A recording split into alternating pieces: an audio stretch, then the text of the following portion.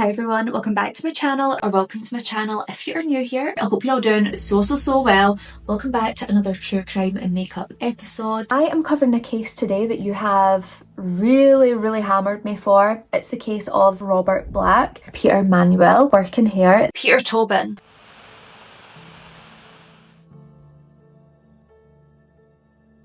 So Robert Black, he was born on April the 21st, 1947, and he was born in Grangemouth in Stirlingshire, Scotland. I am from Stirlingshire. Now we would really call it Stirlingshire, right? Because we're Scottish and we need to overpronounce everything. But I think most people would refer to it as Stirlingshire. Stirlingshire just sounds better for me, okay? But you might know that I'm from the Stirling area in Scotland, and I could be in Grangemouth within about 15 minutes if I wanted to be. This is how close this man was to me, right? So when he was born, his mother, Jessie Hunter Black, she had actually planned on putting Black up for adoption before she emigrated to Australia. Now, the reason that Jessie wanted to do this is because she was facing a whole lot of backlash because the father of Robert Black was unknown. You know, the whole like having a child out of wedlock, but also having a child out of wedlock and not knowing who the dad was.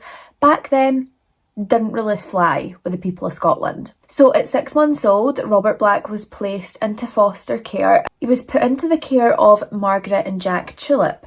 Now, Robert Black would take on the surname Tulip, and he would maintain this right up until Margaret passed away, when he then decided to revert back to his first surname, Robert Black. Now, throughout Black's school years, he was known to have very antisocial tendencies. He was aggressive, he was violent, he would vandalise school property, and he was also a really easy target for bullies because Robert Black never really cared about taking care of himself. Like, his personal hygiene, non-existent, right?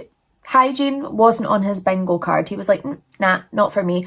And children would actually call him Smelly Bobby Tulip, which, like, to us now would sound quite funny, but when I was younger, people would call me Anna Banana, and that was like the worst thing in the world at that time to me. I thought I was being bullied because people called me Anna Banana, and nowadays it's just like a cute nickname that people give me, but back then, Anna Banana, that was like spitting on my grave. Now, when Robert Black was just 5 years old, him and another girl from his school, they decided to compare their genitalia. So Robert Black and this girl, they go on to compare their genitalia, and Robert Black was obsessed with female genitalia, and he believed at one point that he should actually have been a female. Now, this obsession would only continue to grow as he got older, and his obsession grew for young girls' female genitalia. Not older women, not women of his own age, younger girls, like the girl he seen when he was 5. Now, as Robert went through life, he started inserting objects into his anus, and he would continue to do this all through his life. Now listen, you do what you like. If that's your thing, you do that. However, when Robert started to do it, he was only 8 years old. That's not normal. Now, people would actually believe that Robert Black was being beaten by his foster parents. A lot of the time he would have like big bruises across his face and across his limbs. Now, Black was a chronic bedwetter, which, as we know, can actually be a sign of child abuse when, you know, they're wetting the bed more than the average child. Now, Black would later admit that because he was a chronic bedwetter, his foster mother would beat him black and blue because of the bedwetting. Now, once Margaret and Jack Tulip had passed away in 1958, Black was placed in the foster care of another family. Now, during his time with this family, he would go on to commit his first sexual assault when he would pull a young girl into public bathrooms and proceed to fondle her. Yes. Absolutely disgusting. And this foster family, when they found out from the police what Black did, they got him removed immediately. They wanted nothing at all to do with Robert Black when he is that kind of person. And I'm right there with them. I think what they made was the right decision. So after this, Black was moved into a mixed sex home within the Falkirk area, and during his time here, he forcibly made a girl remove her underwear. Now, because of this, he was kicked out of this home as well. I mean, he was regularly exposing himself to the female residents of this home. Like, he was disgusting. And then he was placed in Red House Care Home. Now, this was a highly disciplined establishment for like problematic young boys. So he was placed in the care there. It is said that he was abused by one of the workers, a male worker within that home for 3 years, which I could not have confirmed. I'd hate to say it didn't happen if it did happen, which obviously if it did, that would be horrific for him.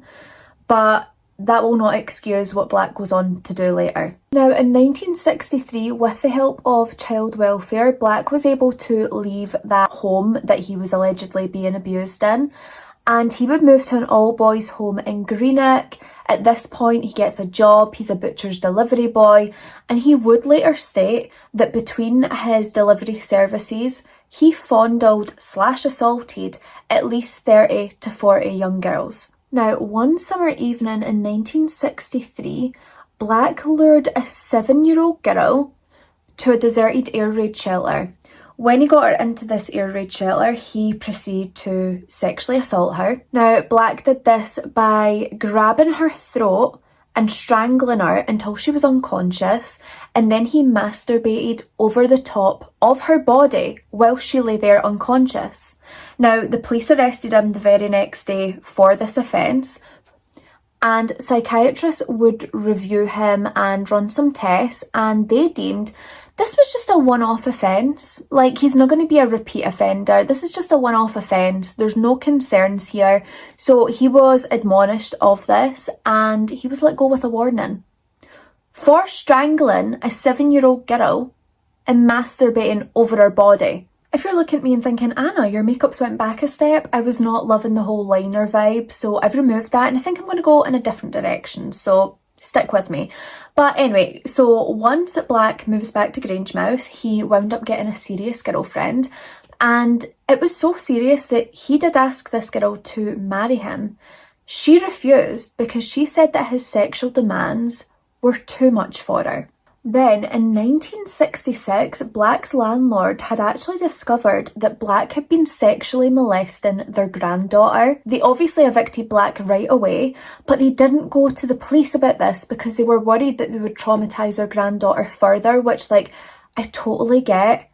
I just wish that they had went. Now, soon after that, Black lost his job, so he returned to Kinlochleven, and he moved in with a couple and their 6-year-old daughter. Now, within a year of him living with this couple and their 6-year-old daughter, the couple had to report Black to the police for continuously sexually molesting their daughter. So he was sentenced to a year in Pullman Borstal, and this was like an institution that specialised in training and rehabilitating serious youth offenders. Then in September of 1968, just 6 months after his release, he moved away to London and he lodged in a bedsit that was very close to King's Cross.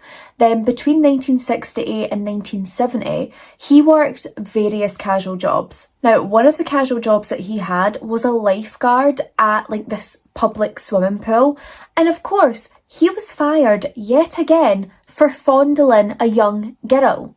Now, it was around this time that Black had started to collect photographic child pornography. He then went on to collect videos of child sexual abuse, and he would also photograph young children at these public swimming pools. In a Stamford Hill pub, Black would meet a couple. Black had met Kathy and Edward Drayson, and he would live with them right up until his arrest. Now, in 1976, Black would obtain a permanent job, and this job was for Poster Dispatch and Storage Ltd. Now, this job would allow Black to travel all over the UK, so UK, Northern Ireland, and also like continental Europe. And of course, with this job, Black develops a wide array of knowledge regarding the UK road network, how it operates, when it's busy, when it's not, and this would allow him to abduct children from different areas and then take them hundreds of miles away to throw police off any sort of scent.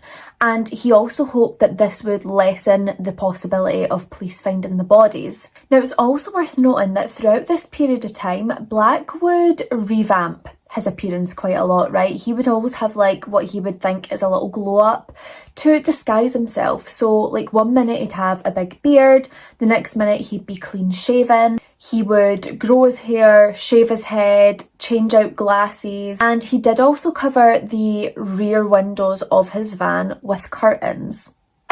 I wonder why. So on the 12th of August 1981, 9-year-old Jennifer Cardy was last seen by her mum around 1:40 in the afternoon. She was cycling to her friends in Ballinderry, County Antrim, and unfortunately she would never arrive.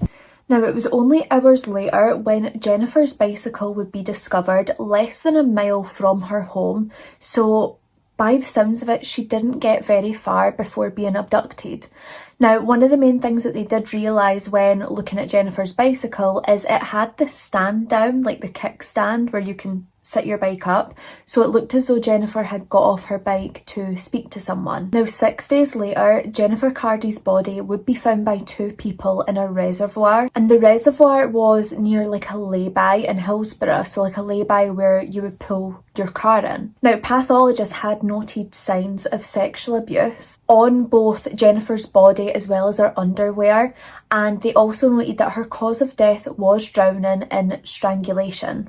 They also were able to note that the watch that Jennifer had wore on her wrist stopped working at 5:40. Now, that was 4 hours after Jennifer had went missing, which led them to believe that she had been abducted shortly after she left her home, but was alive and suffering for around 4 hours. The reservoir that Jennifer's body was found in was very close to a route that would be frequented by long-distance delivery drivers. Black's a long-distance delivery driver. But this reservoir could also be seen just yards away from the lay-by. Now, police did believe that this killer probably travelled extensively up and down this route whilst making deliveries. Now, on the 30th of July 1982, 11-year-old Susan Maxwell would be last seen alive around 4:30 when she was crossing the bridge over the River Tweed. Now, it is thought that she was abducted only minutes later from when she was last seen alive. Now, the very next day after Susan had been reported missing, they done an extensive search. So they got the search dogs out, and there was also 300 police assigned to this case alone. Now, many people had reported that they had seen a white van within the area that looked a bit suspicious. And one person had said that the van had been parked in a field gateway, and this was just off of the A697. Then on August the 12th, Susan Maxwell's body would be found. She was found by a lorry driver, and at the time that she was found, due to the decomposition, the time of death could not be determined for Susan. Devastatingly, Susan had been bound, gagged, and her underwear had been removed and folded neatly under her head, which of course suggested sexual assault. Now, an inquest had confirmed that Susan had died very shortly after being abducted. They were also able to conclude that Susan's body had remained within Black's van for at least 24 hours, either dead or alive. Now, the reason they know this is because he had a delivery schedule, which meant that he was going to Dundee, Glasgow and Edinburgh. Now, he finished his deliveries at midnight on the 30th of July. So the following day he returns from Glasgow to London, and this is where he would discard of Susan Maxwell's body. Susan's body would be found at the side of the road, and her body was discovered 264 miles away from her abduction site.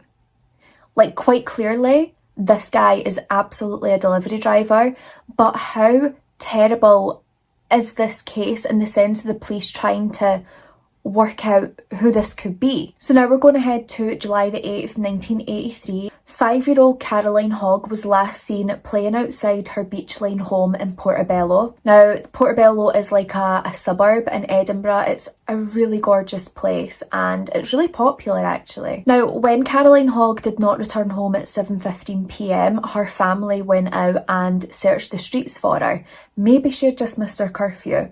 But this wasn't like Caroline. Now, a young boy had told them that they had seen Caroline with an older man on the promenade. So the family go, they check there, maybe she's still there talking to this man, and devastatingly, Caroline was nowhere to be found, so they contact the police. At the time of this case, this would be the largest search party in Scottish history. They had over 2,000 volunteers, there were 50 Royal soldiers helping, and everyone was really just banding together to find this beautiful little girl and hopefully bring her home safe. Now, 9 known paedophiles were identified as being in the area on July the 8th. So they look into these paedophiles and they very quickly realise that they can be excluded from the inquiry. Their alibis check out. Now, a witness stated that they had seen Caroline sitting on a bench with an older man. The man was described as being unkempt, black, who doesn't like to look after his hygiene, unkempt, balding, and had like horn-rimmed glasses on. Now, apparently this man was just sitting watching Caroline as she played, and then he approached her and took her hand and they walked together towards the fairground. Now, around 7:30 p.m, another witness had spotted Caroline and this man leaving the fairground, and Caroline looked scared. Now, horrifically, on July the 18th, young Caroline's body would be found naked and lying in a ditch next to the M1 motorway. This was 310 miles away from Caroline's abduction site. And it's also worth noting that it was just 24 miles away from where Susan Maxwell's body had also been discovered, which I think is kind of a clear link between the cases. Like, I know 24 miles might seem like a lot, but in this case it's really not. Now, sadly, the precise cause of death could not be determined due to the level of decomposition that had already taken place on Caroline's body.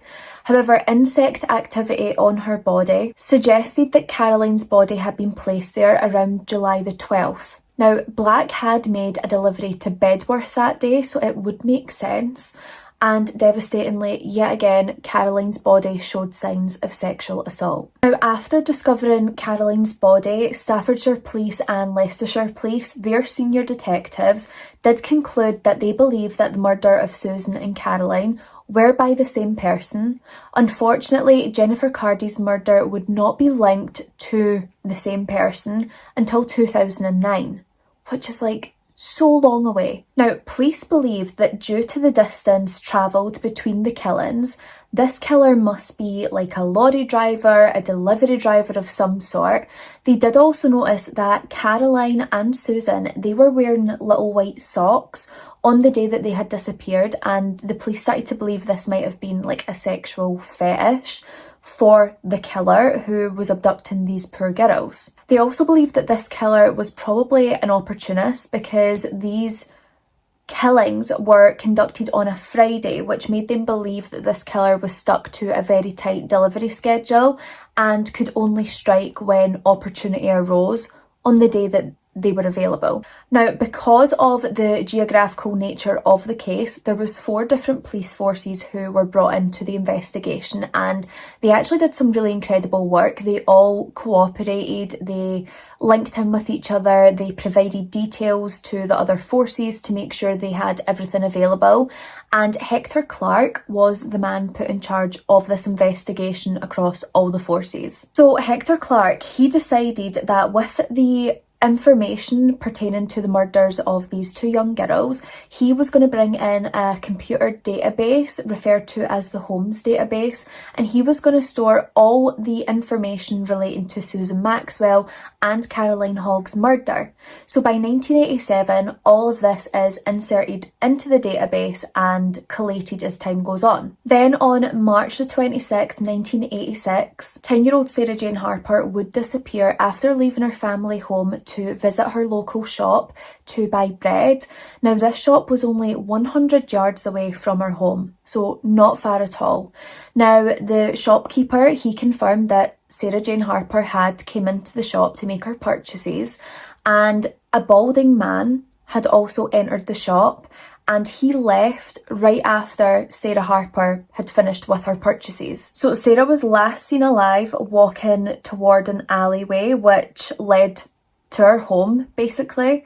So she was last seen walking through this alleyway, and when she wasn't home by 8:20 p.m, her mum decided that she's going to get herself and her sister, go out, search the streets and see if they can find Sarah. When Sarah's mother Jackie couldn't locate her on the streets, she immediately notified the Yorkshire police, who assigned 100 officers right away, and an extensive search began to find Sarah Jane Harper. Now, the police inquiries would reveal eyewitnesses who had seen a Ford Transit in the area that looked very, very suspicious, and it was in the area that Sarah Harper had been abducted. Now, other witnesses had claimed to see two men loitering in the area, and one was described as balding and stocky. We all know the little bald man is going to be Robert Black. Now listen, you know, certain cases just really, really hit me in the feels, and I'm going to be honest and say that between these bits that I'm filming, I have had to take a moment to just kind of keep my emotions at a base, because this case is just so devastatingly hard to get through. But this bit in particular just really, really gets to me. On April the 3rd, a conference would be held, and basically Sarah's mum would speak at this conference to, you know, appeal to the public and have people look out for her daughter, and hopefully appeal to the person who has her to bring her home. And devastatingly, Sarah Harper's mum would say the following: "I just want her back. Even if she's dead, if someone would just pick up the phone and tell us where the body is." That is the desperation of her family. They just want her back. If she's dead or if she's alive, they just want to know that they have her back in their safety and to have their last moments with her. It's so horrible to think that a mum is having to come to terms with the fact that her daughter might have been murdered. Then on the 19th of April, a man would find Sarah's lifeless body floating in the River Trent near Nottingham. This was 71 miles away from Sarah's abduction site. Now, Sarah was partially dressed and she was gagged and bound. It was concluded that Sarah had died between 5 and 8 hours after she had been abducted, and I don't even want to think about what she would have went through and suffered in those 5 to 8 hours. Now, her death was ruled as a drowning. However, I will also reveal the other injuries that they found that could have contributed to her cause of death. So Sarah had suffered the following injuries. So injuries to her face, forehead, head and neck. These would have knocked her unconscious. And Sarah had also been the victim of a severe and sustained sexual assault, and pathologists would describe her injuries as simply terrible. Now, days later, a witness would contact the West Yorkshire Police, and they would state that on the 26th of March, around 5 to 10 at night, they had seen a man in a white van. He was balding and of a stocky build. Now, he was standing by the passenger side door of the van near the River Soar. Now, the River Soar is like a smaller lake that actually flows into the River Trent, the main river. Now, the description of both the vehicle and the driver of the vehicle matched other descriptions that the police had obtained from other witnesses. So at least, like, they are building a somewhat profile of this man. Now, on April the 21st, 1986, Scotland Yard held a summit meeting. Now, the outcome of this meeting was that they were going to contact the FBI, and they were going to request the FBI do a psychological profile of this UK serial killer. Now, this would get complete, but not until early 1988. Police went on to use the Holmes database that Hector Clark had introduced to the investigation, and using this, they were hoping that they would be able to identify convicts that had been convicted previously of child abduction or attempted child abduction or indecent assault of a child or child sexual assault, all of the above. They were hoping that they might find a suspect who had committed these crimes previously that they could speak to. So all the UK police forces are checking their databases to see if they have anyone convicted of those offences within 10 years of 1982. The first murder that had occurred. Now, the numbers were narrowed down to 40,000 people who matched this description. Now, Black's name would not be included in this because his conviction was back in 1967. They're only spanning a time of 10 years, which would be 1972 to 1982. So they just missed him. So in January of 1988, the profile is finally received from the FBI.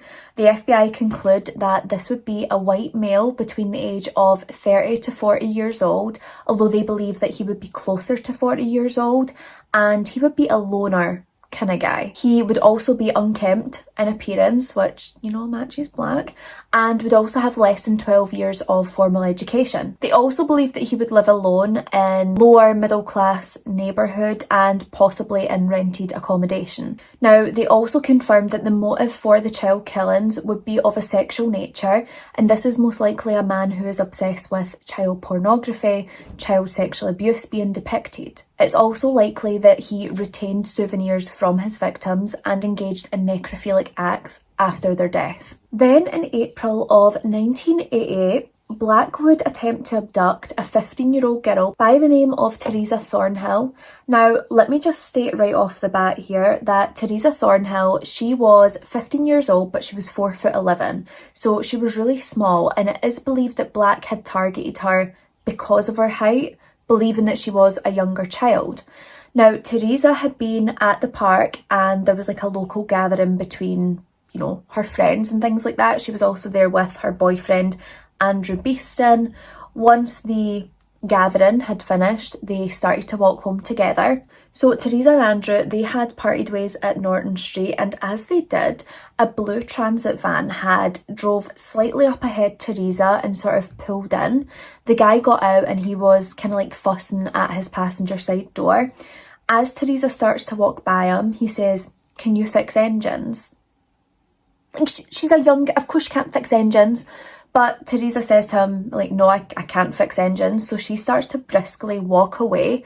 However, as she's doing this, Black comes up behind her, covers her mouth to almost smother her, grabs her stomach and tries to wrestle her into the van. Now, Teresa kicked and screamed and she was trying to free herself. And I love this from Teresa. She grabbed him by the balls, by the testicles, and she squeezed and squeezed. This allowed his grip to loosen enough that she bit down on his right forearm, and he shouted at her, calling her a bitch because she bit the man trying to abduct her. Now, Teresa is kicking and screaming at this point, and she's braced her feet on the van, the side of the van, so she can't be put into it basically.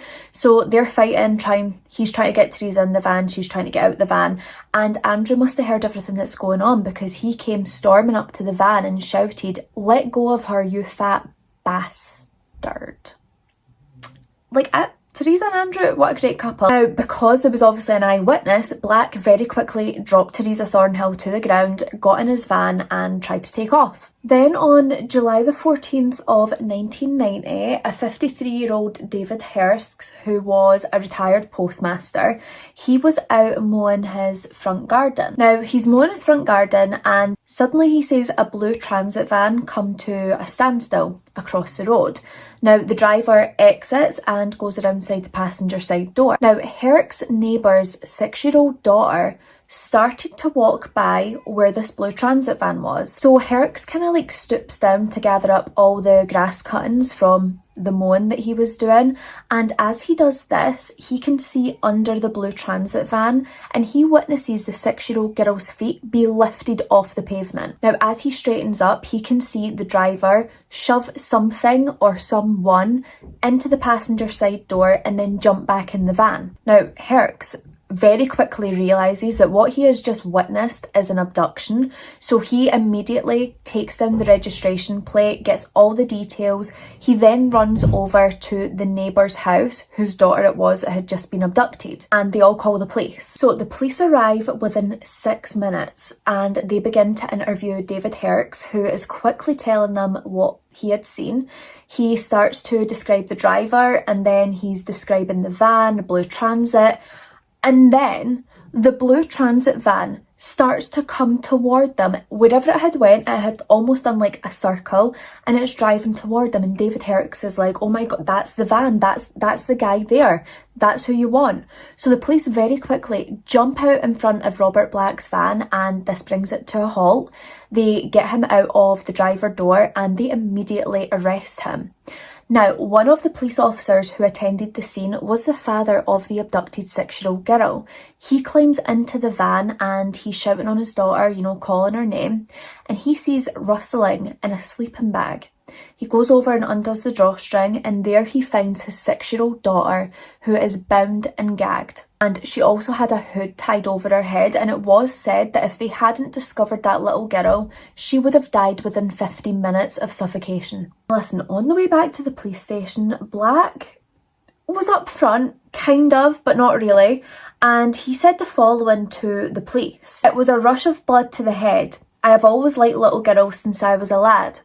I tied her up because I wanted to keep her until I had dropped a parcel off. I was going to let her go. Robert, be so for real. You were never going to let her go alive. Let's just put cards out on the table. Now, when asked regarding any sexual assault toward the young girl, Black had claimed that he only interfered with her a little. So you did sexually assault her then, is what you're saying. Now, later examinations by doctors would actually confirm that this young girl, this 6-year-old girl, had been severely and brutally digitally raped. I've never heard of a digital rape, so I had no idea what that meant, and I had to Google it. And just in case you're not aware, it's basically when fingers are used to penetrate the vagina or anus. That's digital rape, and apparently it was very severe and she did have injuries from it. So of course, police go on to search Black's van to see what they can find inside it. So in the van, they had found assorted ropes, they found a mattress, they found little girls' clothing. They also found sticking plaster, hoods, they found a Polaroid camera, they found a bunch of sexual aids. Now, Black would go on to say that the reason that the young girl's clothing was in there was because he would pull into lay-bys, dress up as a little girl and masturbate. Yeah. Now, they also conducted a search of his lodgings, and this would reveal so many different forms of child pornography. He had magazines, books, photos, videos. There was 50 videos depicting child sexual abuse. There was books on this, and they also found 6 pairs of glasses from young children. They also found a semen-stained copy of a newspaper article regarding Teresa Thornhill's attempted abduction. Like, what the hell? Now, on the 10th of August 1990, Black was tried and convicted for the attempted abduction of the 6-year-old girl. Now, Black openly expressed his sexual deviance toward children, and he even said that he would be willing to accept help.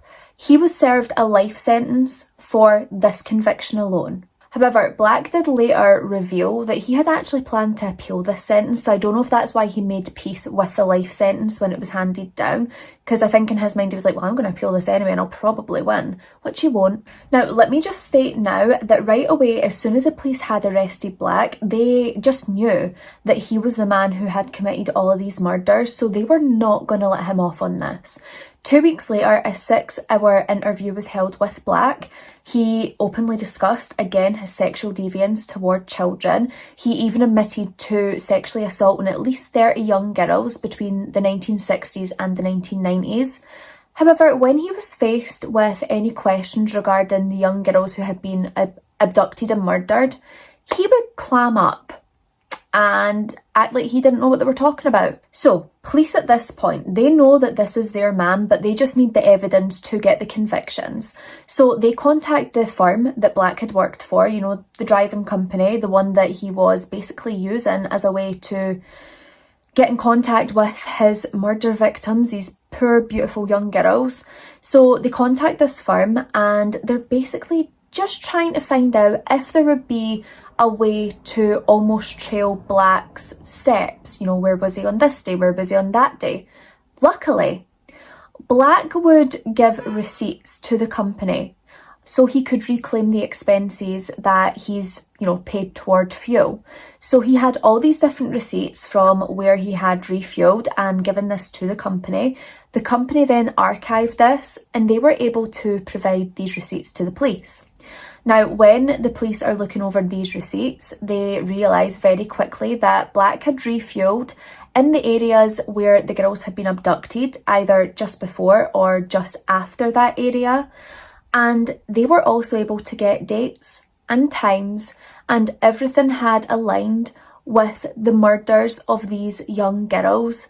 So the police, they have their evidence. They have the evidence and they have their man. Now, on 13th of April 1994, Black would plead not guilty to the 10 convictions that he was up against for kidnapped, attempted kidnapped, murder and preventing lawful burial of a body. And then on May the 19th, 1994, Black was convicted on 3 counts of kidnapping, 3 counts of murder and 3 counts of preventing a lawful burial of a body. He was also convicted of 1 count of attempted abduction. That was for 15-year-old Teresa Thornhill, who was able to fight him off. A life sentence was given to Black for all of these charges and he would have to serve these concurrently. So a life sentence at this point would have been 35 years, but he had basically 10 counts of 35 years to go with. Good luck. Now, do you remember beautiful Jennifer Cardy from Ireland, whose murder was not linked right away to this same case?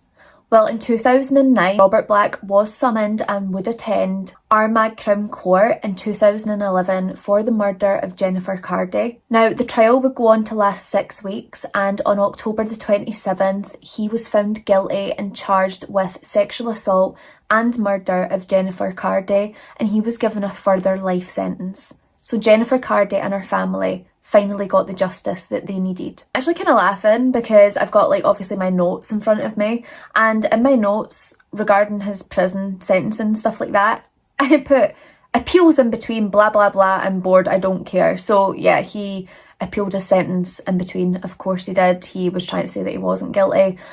We know that he's guilty, they know that he's guilty. Now, in July 1995, Black was attacked in his prison cell in the prison of Wakefield. Fellow inmates had got boiling water and sugar and threw this over his face.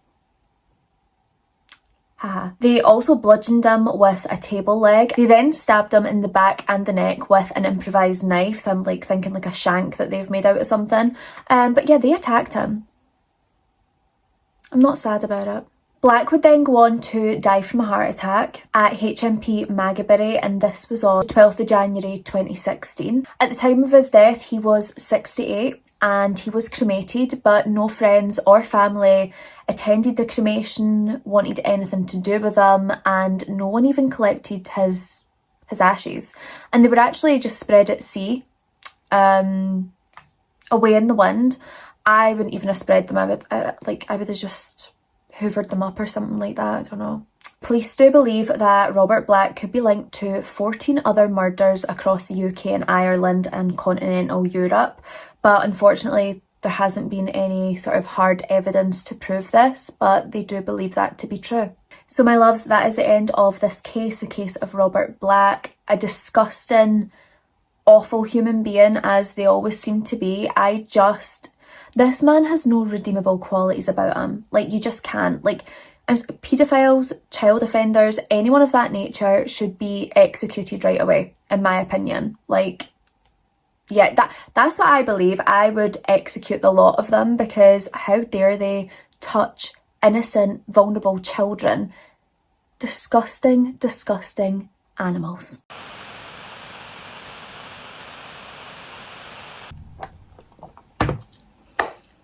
Hi, it is Easter weekend. Celebrations are upon us, and this is Sunday. I was out on Saturday night, last night.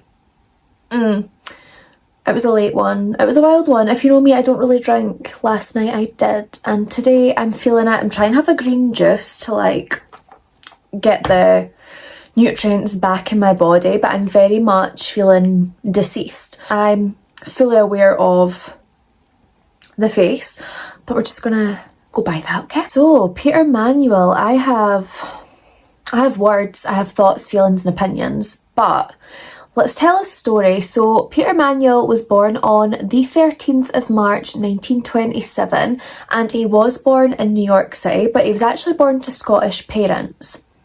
That's right, I've got a Scottish case for you guys today, okay? And they very briefly moved to Detroit, Michigan, before then immigrating back to Scotland in 1932. Also, without watching that last bit of video back, I'm pretty sure that I said immigrated back to Scotland, but I meant migrated back to Scotland, so please don't hate me. But when they had migrated back to Scotland, they moved to Birkenshaw in Lanarkshire, which earlier I kept saying Lancashire, and my dad was like, well, he wouldn't be a Scottish serial killer if he was in Lancashire because that's England. So Lanarkshire, Scotland. It was said that Peter was a very bright child. He even won a spot at like this really nice grammar school, but unfortunately that behaviour was not to remain. Peter would change very, very, very quickly. And boy, does it just go in the crapper. Now, at just 10 years old, Manuel was very well known to the police. They were very aware that he was quite into a life of petty theft at the age of 10. I don't know what I was doing at 10 years old, right? But I'm pretty sure that I still wasn't allowed out my front garden gate. And it just feels even crazier to say that Manuel was known for breaking into like people's houses at the age of 10. The ripe age of 10. Now, after being caught for this housebreaking, Manuel was then sent to an approved school, which is basically like a boarding school, but for like the troubled children, like the ones who you don't really know what they're getting up to. Now, somehow at this approved school, Manuel was able to like escape and run away secretly. Like people wouldn't notice right away that he was gone, and then gets to like dinner time and they're like, where is Peter Manuel? Has anyone seen Peter? And he would just be off, right? And he would be able to do this on numerous occasions, and then he was moved away to like a different school, which I think was meant to be a bit more secure, and he just kept running away from there as well. Now, at the age of 14, during one of Manuel's many escapes, he would give people a little insight as to what he was going to become as he grew up. And this was a disgusting, disgusting human being.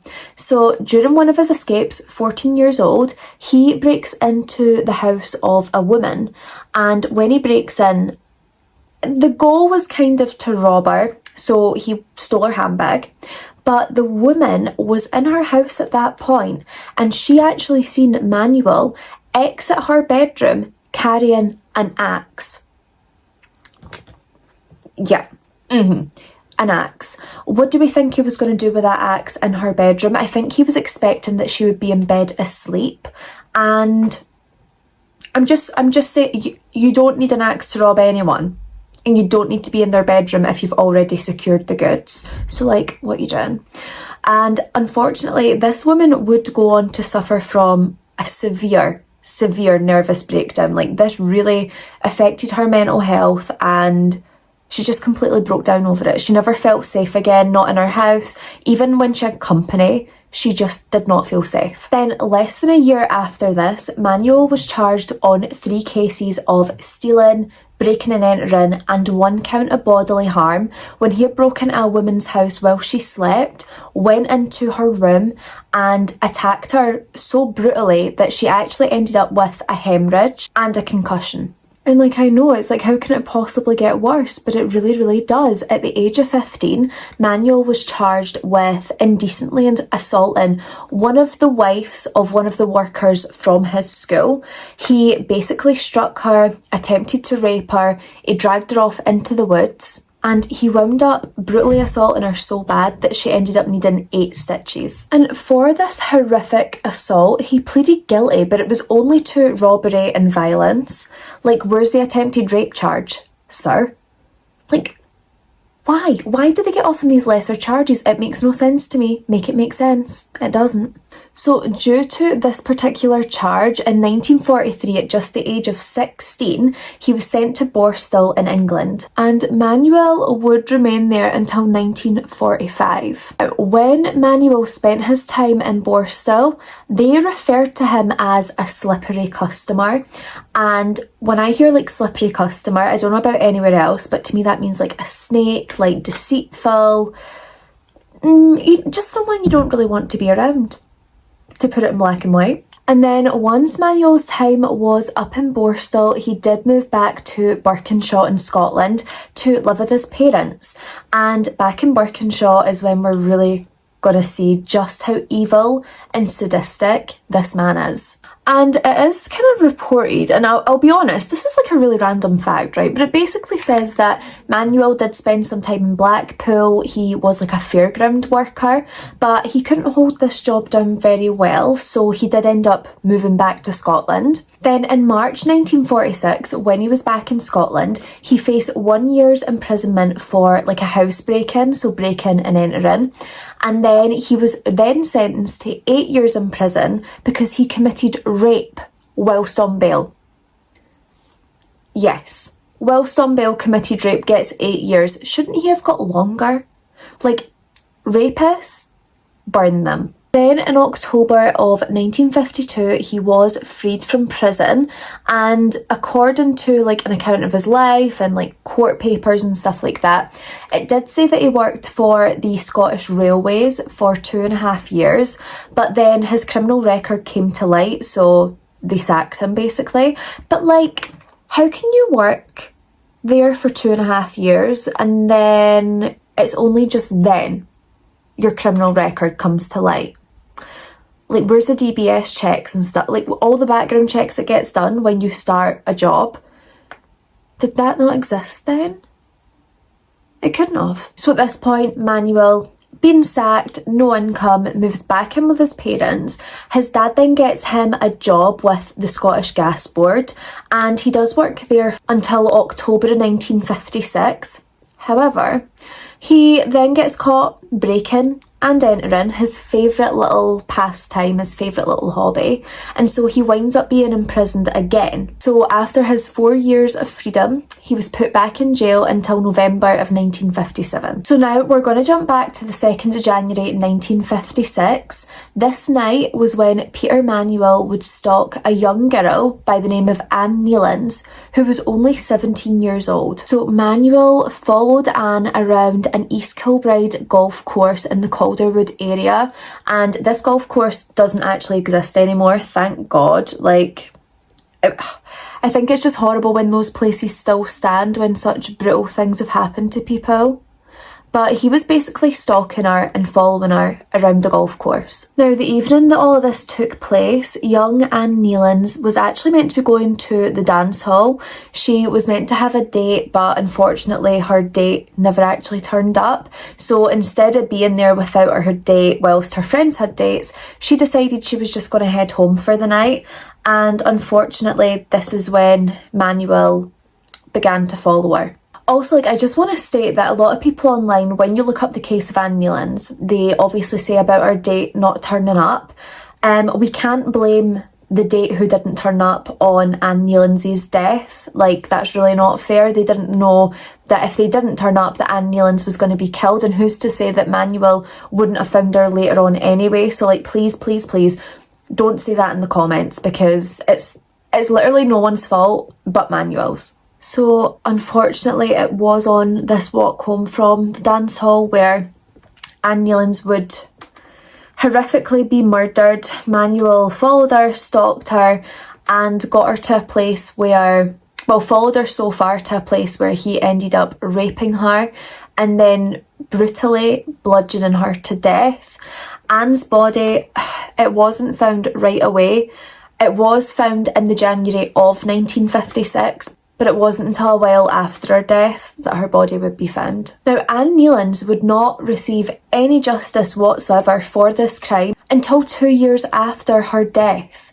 And the annoying thing is, at this point in time, Manuel was a known sex offender in this area, so really he should have been the ultimate suspect. And at this time he was actually performing work laying gas pipes for his job in this area. And the crazy thing about this is Manuel would turn up to work on the 4th of January with scratches all over his face where Anne's obviously tried to fight him off and defend herself, and also some of his clothes were missing. So I'm assuming he was wearing his work clothes when he attacked her and then he's had to get rid of them and they're like, where's your uniform?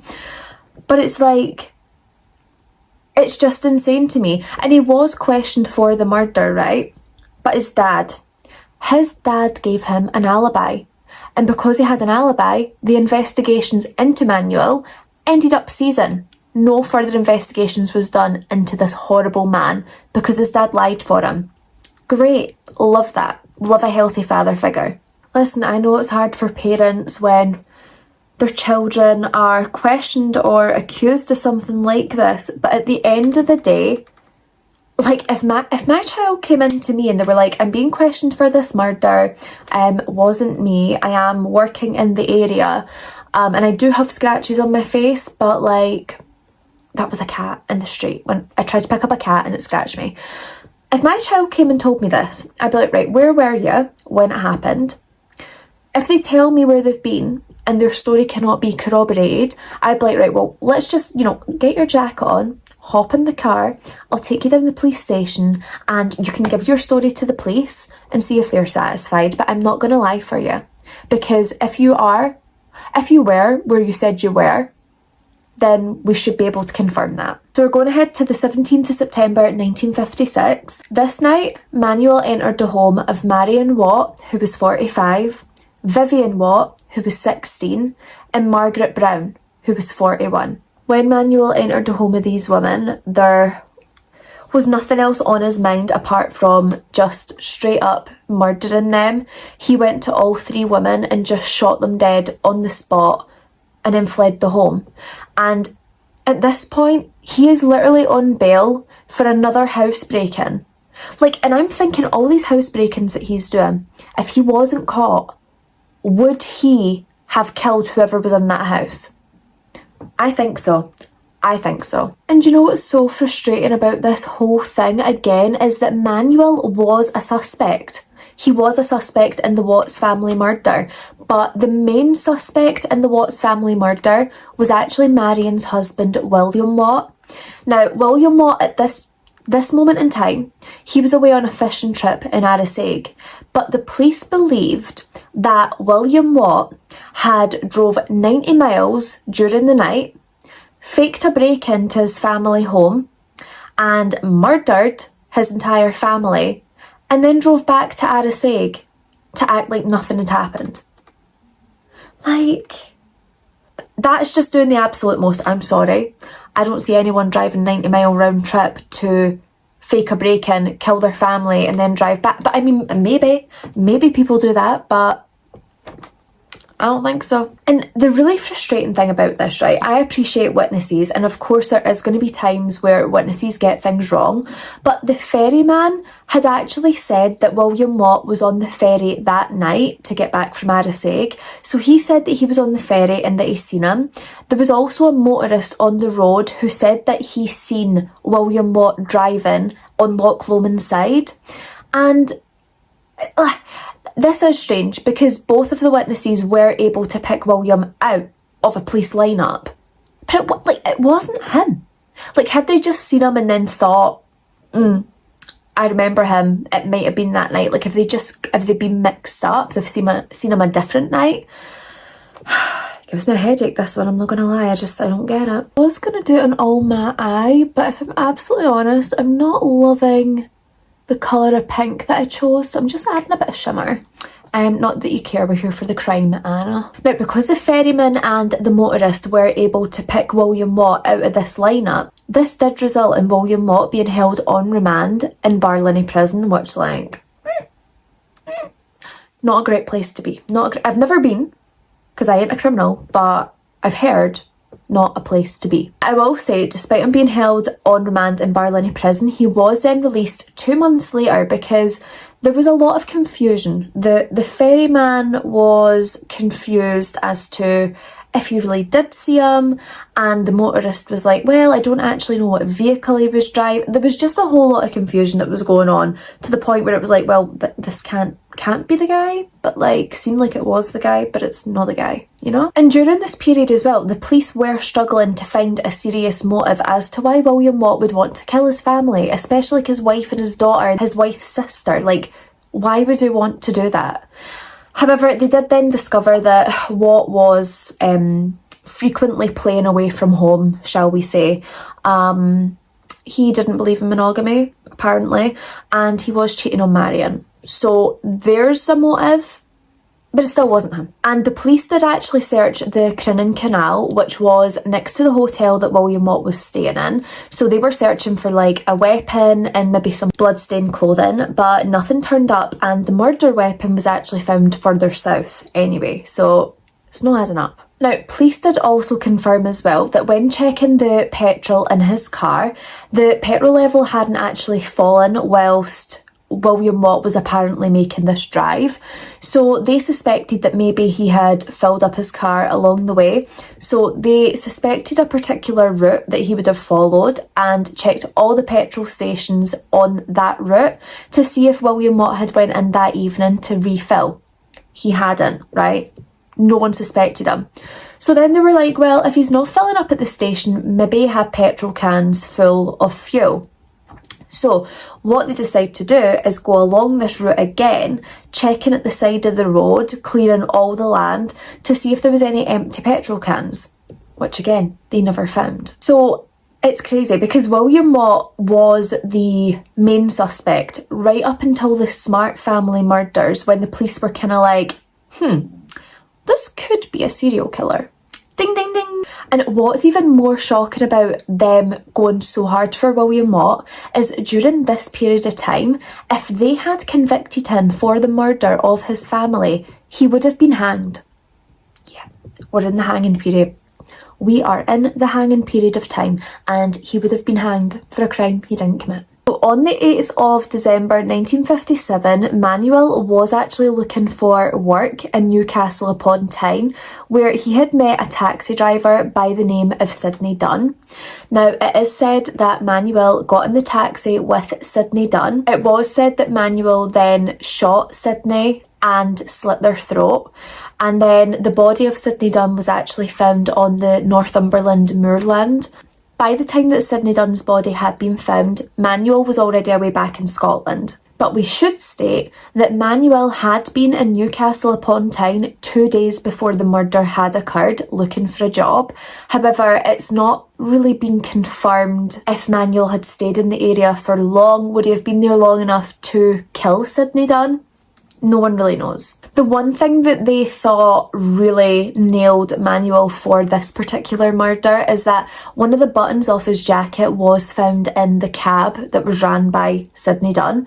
But unfortunately, it wasn't really solid enough evidence to say whether it was Manuel or the work of someone else, because people have the same jackets, you know? And then on the 28th of December 1957, a young 17-year-old girl named Isabel Cook was reported missing after she left her Mount Vernon home to go to a dance at Uddingston Grammar School. Now, Manuel stalked Isabel, as he tends to do, stalks his victims, and then he raped and strangled her to death. Now, after Manuel had killed her, he did take her body into the nearby field and buried her, and when he was later caught, he would bring the police back to the spot where he had buried Isabel Cook. And unfortunately for Isabel Cook's case, Manuel wasn't actually suspected at first, as he wasn't with the case of Sidney Dunn, but thankfully we do circle back and we do get him on this case. So remember how I was saying about William Watt being the main suspect in his family murders up until the murders of the Smart family? Now I'm going to tell you what happened to the Smart family. So on the early hours of January the 1st, 1958, Manuel did break into the Smart home. Now in the Smart home we had Peter Smart, then we had his wife Doris Smart, and their son Michael Smart, who was only 10 years old. Manuel done what he normally does. He breaks in during the night and horrifically he shot the family dead in their Uddingston home whilst they slept, including 10-year-old Michael. Now, what I find absolutely shocking about the whole thing with the Smart family murders, like it's horrific and heartbreaking as it is, but Manuel actually stayed in the Smart family home for nearly a week. Yep, with their dead bodies in their beds. Manuel was eating their leftover food from Hogmanay, which is New Year's Eve. I don't know if that's just a Scottish thing that we call it Hogmanay, I'm not sure. But would eat their leftovers from Hogmanay, and he would also play with their cat, their family cat. And I mean, at least he was feeding the cat, but how dare you sit and play with the family cat of a family that you've just brutally murdered? Now, the really pivotal part of this entire case of Peter Manuel is to do with what he stole from the Smart family home. So there was brand new banknotes, which at this time they weren't very common. So there was brand new banknotes in the house. So it was £35 made with £5 notes, right? And like I said, these were quite unusual. Manuel stole these, and then he fled with the family car and then kind of dumped it nearby. And you know, with the Smart family car, Manuel would actually give a police officer, a police officer who was looking into Isabel Cook's case, the 17-year-old girl that he raped, strangled and buried in the field, her. He gave a police officer a lift and even said that he didn't really believe that the police were looking in the right place. Yeah. Now also, just to confirm, regarding these banknotes that Manuel had stolen from the Smart family home, they were withdrawn by Peter Smart on New Year's Eve. Okay? Bear it in mind. Put it, mental picture, store it. Now, it's so sad, but the Smart family's bodies, they wouldn't actually be found until the 6th of January. So not even that long after Peter Manuel had left their home, they were found. Now, it is also worth stating that the police who were familiar with Peter Manuel, they believed that he could be one of the main suspects, if not the main suspect, which he was, but like they don't know that yet. But they never really had any proof to go on this, so there was really nothing they could do until they were able to get some concrete evidence, but they did suspect that it could have been him committing these murders. So at this point, with the murders of the Smart family, the police are kind of like, right, we need to find out a better way of investigating this. So they decide what they're going to do is retrace the steps of the Smart family the night before they were murdered. New Year's Eve. Now, one thing that they did realise right away was that money had been withdrawn from Peter Smart's bank account. But where had the money went? They searched the house and they could not locate the banknotes anywhere. So they're thinking the person who murdered the Smart family has got to have stolen these banknotes. And they did. This night, Peter Manuel decides, you know what? I've had a tough old week. I need to go blow off some steam, so I'm going to head to the bar. So he heads to a bar in Glasgow and he orders drinks, and immediately the barman is suspicious when Manuel hands over these brand new £5 banknotes. He's really suspicious because these are very, very unusual at the time. So he did feel suspicious enough that he notified the police and just explained, like, listen, this just feels a bit weird. Like, I don't know if it's something you should be aware of, but this guy is just paid in these brand new banknotes and something feels off. The police are like, ding, ding, ding, this could be our man. So the police are able to get these notes from the barman, and by tracing these serial numbers, they were able to find out that the banknotes Manuel had paid for his drinks in were the banknotes that was taken from the Smart home. So January the 14th, 1958, detectives, police investigators and Glasgow CID attended Manuel's Birkenshaw residence where they placed him under arrest. And this was quite a shock to Manuel because he had been sleeping when the police entered his home. So maybe now he knows a bit of the fear when you wake up in the middle of the night to strangers hanging over your bed. And of course, in true serial killer fashion like they all do, tried to maintain his innocence at first. He was like, you've not got nothing on me, so why would I admit to it when you ain't got nothing? However, the police, for leverage, actually arrested Manuel's father. Now, because they'd done this, Manuel is loyal somehow and soon begins singing like Johnny Cash. He confesses to 8 of the murders, but he does not confess to the murder of Sidney Dunn, the taxi driver from Newcastle. At 11:10 that evening, Manuel was formally charged with the murder of the Smart family and also breaking into a home of a family named McMunn. Now, it is also stated that Manuel had taken the police to the field where he had buried 17-year-old Isabel Cook. And when the police had said to Manuel, you know, where is it that you've buried her? Where did you put her? He blankly looked at the police and said, you're standing on her. Now, Manuel did what a lot of these awful, horrific people do. And it's like murder turned lawyer. Like, they suddenly think they're in with the legal jargon. They know how to get themselves off. So he wants to testify for himself in court. He done the usual plead of not guilty. And he tried to state that he was insane. And to sort of show that he was insane, he put on like this big performance where he would like kind of like twitch randomly like that. And I'm not laughing because it's like a funny, no, it's funny. It's funny. It's funny that he thought that would work. But he was like twitching and then like staring off vacantly into space, like trying to pretend that he was just not there. Lights on, no one home kind of vibe. Now, Manuel was deemed a psychopath, but psychopathy isn't actually a defence in court. So whilst they said he was a psychopath, they did deem that he was sane and therefore he was fit to stand trial, and he also was fully aware of what he was getting up to. The jury did take up to 3 hours to convict Manuel of the murders, but for some reason, the Anne Nealon's murder, that poor girl who we spoke about in the start, her case was inadmissible for some reason, which I don't get. But he was convicted of 7 of the murders, but they do believe he could have killed up to 15 people. So Manuel was convicted in May at the High Court in Glasgow, and he was actually sentenced to death, thank God. Like, say what you want about death penalty, but people like this deserve it, need it, require it, burn them, or in this case hang them. So he did actually put an appeal in June just after being convicted, but of course that appeal failed because he is guilty as charged. And then on the 11th of July 1958, Peter Manuel was killed by hanging, and he was actually the 3rd last person to be hanged in Scotland. And if you're wondering, Anna, who was the last person to be hanged in Scotland? Well, I'm not giving any spoilers because that case is coming for you. It's coming soon. And although this can't be confirmed for definite, it was said that Peter Manuel's last words were, "Turn up the radio and I'll go quietly." He then died at 8:05 a.m.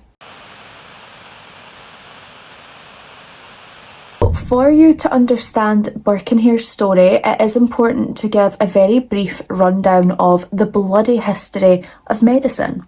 So, beginning in 1506, Scottish surgeons had obtained the legal right to dissect bodies of condemned criminals who had just been cut down from the gallows, like from hanging, or they could also use suicide victims, foundlings, or orphans for their dissection. So the demand for bodies did get a bit overwhelming in time. Like, everyone was wanting these condemned criminals or orphans or suicide victims to dissect. So the demand was overwhelming, and surgeons and anatomists, they started to turn to some unsavoury people, shall we say.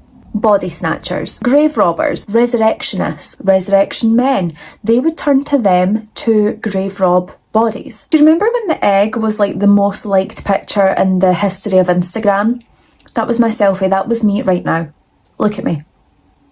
I'm an egg. So these grave robbers and body snatchers, they would dig up freshly buried corpses and then take them to medical schools and sell the corpses for what they believed was like a good profit. But let me tell you, right? Spoiler alert, you could buy a body for £8.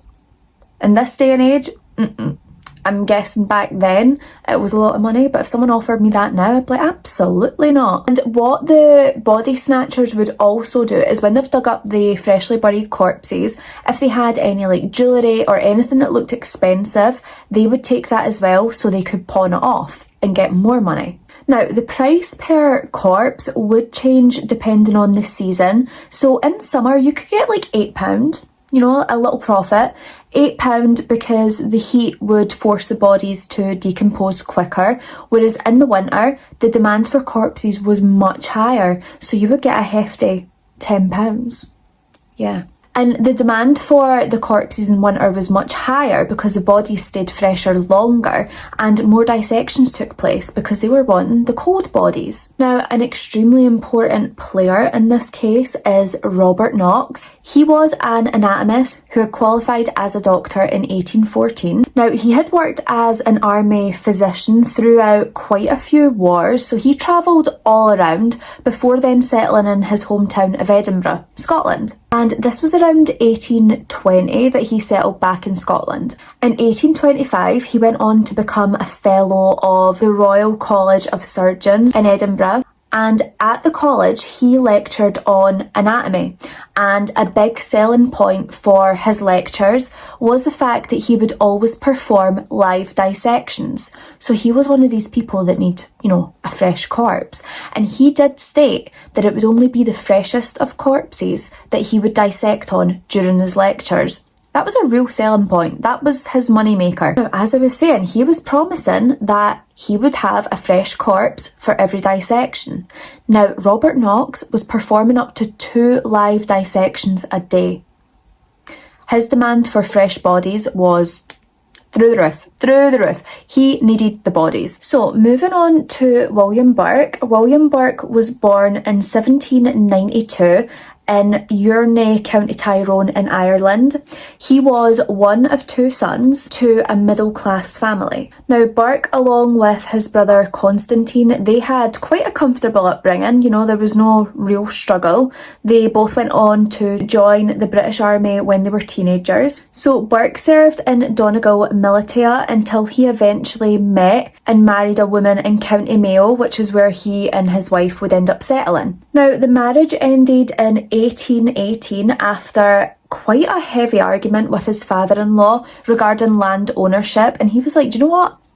I'm out of here. He left his wife, he left her family, he took off and he moved to Scotland. In Scotland he became a labourer and he lived in Falkirk, which can I just say is like a stone's throw away from me. Like, I could drive 15 minutes and I'm in Falkirk. It's close by. Now, in the small village of Madison Falkirk, he would live with a woman called Helen McDougall, who is quite a crucial part in this story. In November of 1827, Burke and Helen would move to Tanner's Close in Edinburgh. Both of them went on to become hawkers and they were selling basically old clothes to impoverished families and impoverished people. So Burke then became a tanner and he was considered to be quite successful. I mean, he was earning up to £1 per week. £1 considered successful. These days you have to be making the hundreds of thousands to be successful, apparently. Now, Burke was known to be a very well-humoured man and he would often entertain his clients by like singing and dancing on their doorstep for them whilst he was like performing his trade. So what does a cobbler do? Fix shoes? Yeah, I think they, or make shoes? Whatever, he was entertaining them. Now, Burke was raised as a Roman Catholic and he would go on to become a regular at the Presbyterian Church in the Grassmarket in Edinburgh. Now, annoyingly, not much is actually known about William Hare. Not even his date of birth is known either, which is so annoying. When he was arrested in 1828, he did give his age as 21. But it is thought that he was born between 1792 and 1804. Who knows? I don't know. Unless we see his birth certificate, I've honestly not got a clue. No one's ever confirmed it. So Hare worked on the Union Canal for about 7 years before then deciding to move to Edinburgh in the mid-1820s. Now, when he moved to Edinburgh, he would work as a coalman's assistant. And honestly, when people described Hare, there was not much good, if any, to say about him. People said that Hare was illiterate, uncouth, a lean, quarrelsome and immoral character. And it was said that he had scars from old wounds around his head and like his eyebrows. So he looked like dangerous, you know, a bad boy. So in 1827, Burke and Helen McDougall, they had went to Pennycook in Midlothian, where they were going to work like on a harvest. And it was whilst they were working on this harvest that they would meet William Hare. Now, Burke and Hare, they hit it off from the get-go. They were very compatible as friends and very quickly became best friends, to the point that when Helen and Burke moved back to Edinburgh, they moved into Hare's Tanner's Close lodging house. Why was that such a mouthful? But they moved in with them, so like roomies. And when they moved into this lodging house is when the couples would become known for their heavy drinking and also their bad behaviour. I can't help but feel like Burke's been led down a bad path, but also he's a grown man, so like... So, on November the 29th, 1827, one of the lodgers in Hare's lodging house, Donald, he died of dropsy, which these days I think we would refer to as oedema. Is that right? Oedema? Not sure, but they called it dropsy back then. So he passed away just before receiving his quarterly pension. Now he owed Hare £4 in rent. £4. £4 behind in his rent, he owed it to Hare, and then he passes away. So when they find Donald dead, Hare's like, God damn it, man, he owes me £4. He's just died before paying my rent money back. I am not happy. So Burke and Hare are like, well listen, if he's like done you out of money, we could sell his body to one of the anatomists, you know, and get some money ourselves. So a carpenter provided a coffin for Donald, and the burial was going to be paid by the local parish. However, Burke and Hare, they had their plans. Now, after this carpenter left, Burke and Hare reopened the coffin, they took out Donald's body and they hid him under the bed. They then filled the coffin up with like bark, dirt, debris, just to like make it feel like, you know, there's a body in there. They then resealed it, and then the coffin was picked up for burial throughout the night, and then Burke and Hare took Donald's body to Edinburgh University to find a purchaser for this fresh cadaver. So Burke and Hare were sent off to Knox's premises in Surgeon Square, and at this point they're dealing with like Knox's juniors, like his assistants and stuff like that.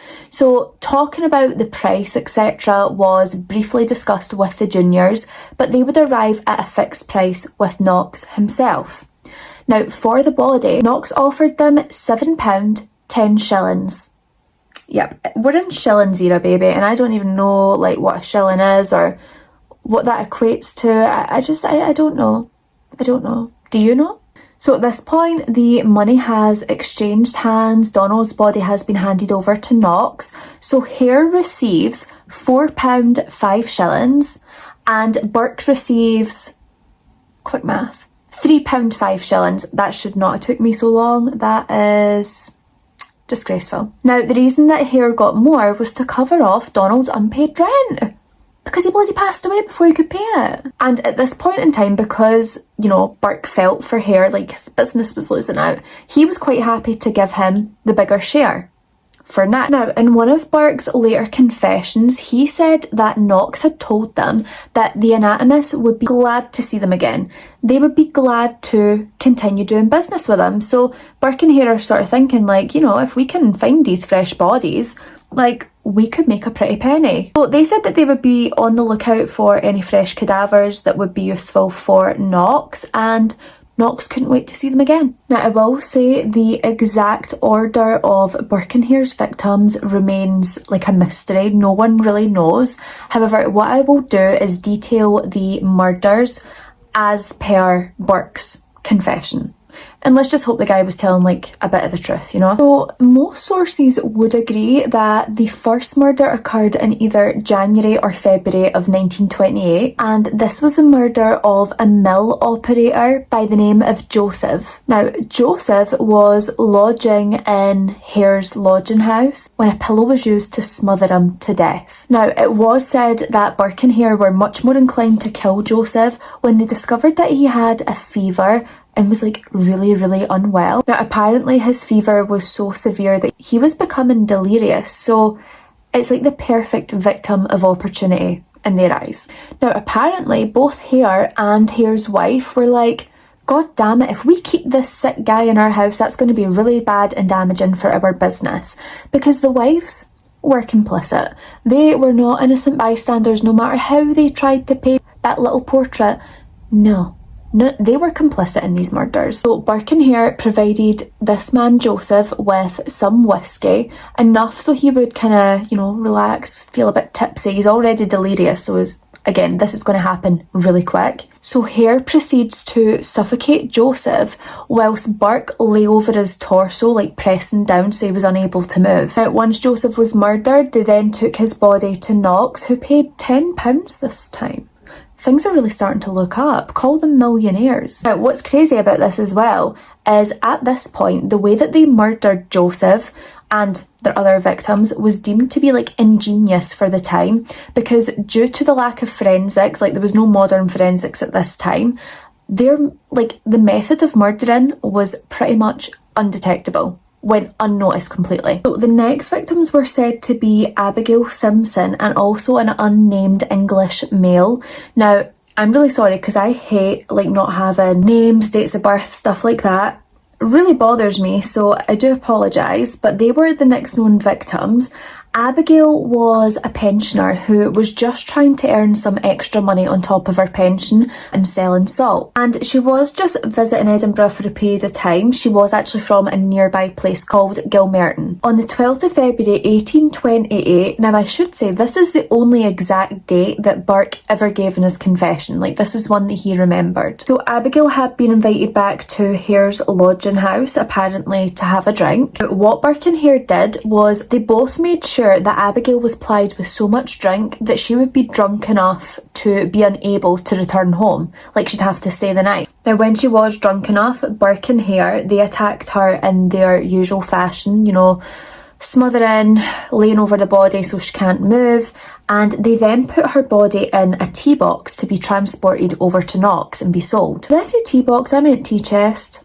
My apologies, I don't think anyone's fitting in a tea box. So the unnamed Englishman was a traveller who was selling matches and Tinder, not Tinder the app, he's not selling Tinder dates. I think Tinder's something to do with fires, maybe firewood or something like that. He's a travelling salesman, so he is obviously needing a place to stay, so he books into Hare's lodging house, and unfortunately he falls ill with jaundice.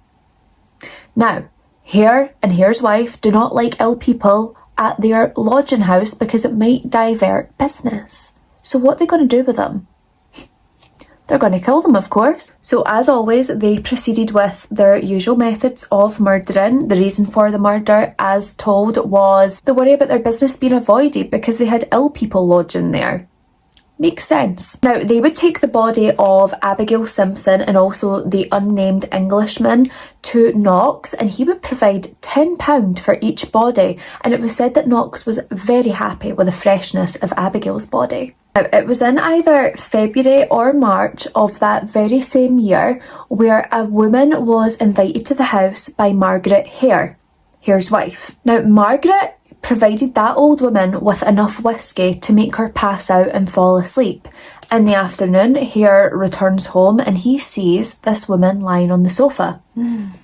Fresh meat. And when he sees this woman, it's almost like the dollar signs flash up in his eyes and he is excited. Now, he covers her nose and her mouth with a stiff mattress cover and then just left her there to suffocate, I suppose. And it said that she was dead by nightfall, and Burke came and met up with Hare to do their usual, transport the body to Knox. But when Knox got this body, again, he was happy with the freshness of it. He paid another £10 for this body. Then in early April, Burke had met two women. One of them was Mary Patterson and the other one was Janet Brown, and they had met in the Canongate area of Edinburgh. Now, Burke's only got one plan for these poor women. So Burke invites both of these ladies back to the lodging and invites them for breakfast. So the three of them left the tavern with 2 bottles of whiskey, but instead of going back to Hare's, they went back to his brother's house. Remember Constantine from the start?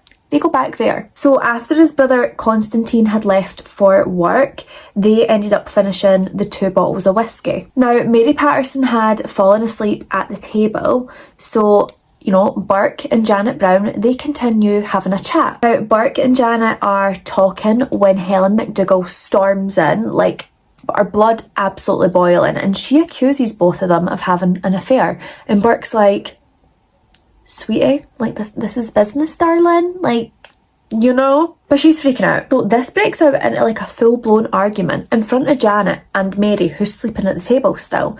And Burke ends up throwing a glass at Helen McDougall, which winds up cutting her eye. So Janet Brown ends up stating that she didn't know that Burke was married, and she winds up leaving. And Burke's raging. He's like, there's a perfectly good body just walked out the door.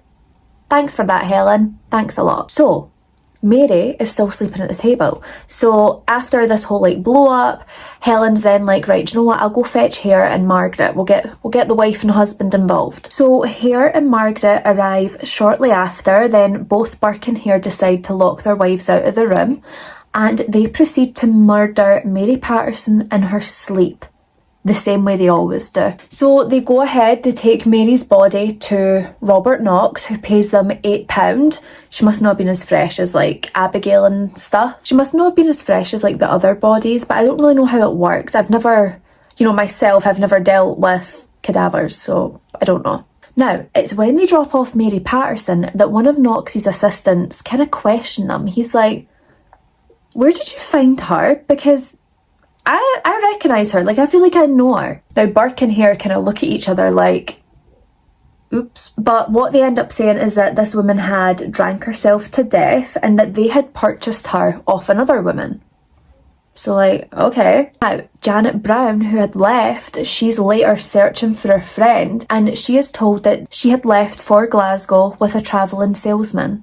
Did she though? At some point in early to mid 1828, an older woman by the name of Mrs. Haldane ended up lodging at Hare's lodging house. Now, after she became drunk, she wound up falling asleep in the stable. She was then, of course, smothered by Burke and Hare, and then her body went on to be sold to Knox. What's really awful about this as well is Mrs. Haldane's daughter would lodge at Hare's residence several months later, and they did the exact same to her. She had fell asleep, killed her, sold her body to Knox, and received £8. Then in May of 1828, an older woman had joined the lodging house, and of course when she was intoxicated, Burke had smothered her to death. Then her body was sold to Knox for £10. After the murder of this older woman came the murder of a woman named Effie. Now Effie was someone who was known to Burke. She would sell him scraps of leather when he was working as a cobbler. Now Burke would tempt her into the stable, and it was said that he would tempt the woman in with whiskey, and once she had drunk enough whiskey to be completely intoxicated, both Burke and Hare killed her, and again Knox gave them £10 for Effie's body. The other victim was found by Burke, who was unable to stand because they were so intoxicated, and a local constable was helping this woman get home, but Burke, playing like this friendly citizen, was like, oh, do you know what, don't worry about it, give her to me, I'll take her home, make sure she gets home safe. And the constable allows this to happen. He allows this strange man to take her home. Now, of course, he didn't take this woman home. He took her right back home to Hare's house, where they both killed her and took her body to Knox for £10. Burke and Hare had murdered another 2 lodgers in June, and they just referred to these lodgers as the old woman and the dumb boy. So disrespectful. I mean, I know they're killing, so they're not respectful at all, but I don't know. I'm just getting annoyed. So the dumb boy, as they referred to him, was this woman's grandson. And Burke had said that the murder of this young boy really took a toll on him. Like, apparently the expression of the young boy's face as he died really haunted Burke. But as per, they took the bodies to Knox and received £8 for each of them. Now, on the 24th of June, Burke and Helen McDougall had left Edinburgh to go and visit her family in Falkirk.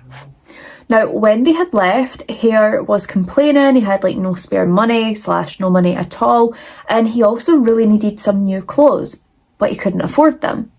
Now, that's when the couple go away.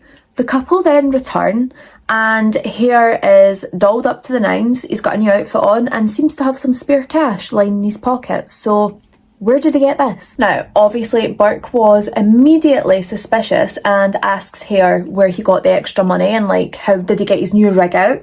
And Hare denied killing anyone else and taking the body to Knox. However, Burke just made a quick visit to Knox, who confirmed that yes, Hare had brought in a body and he paid Hare £8 for the body.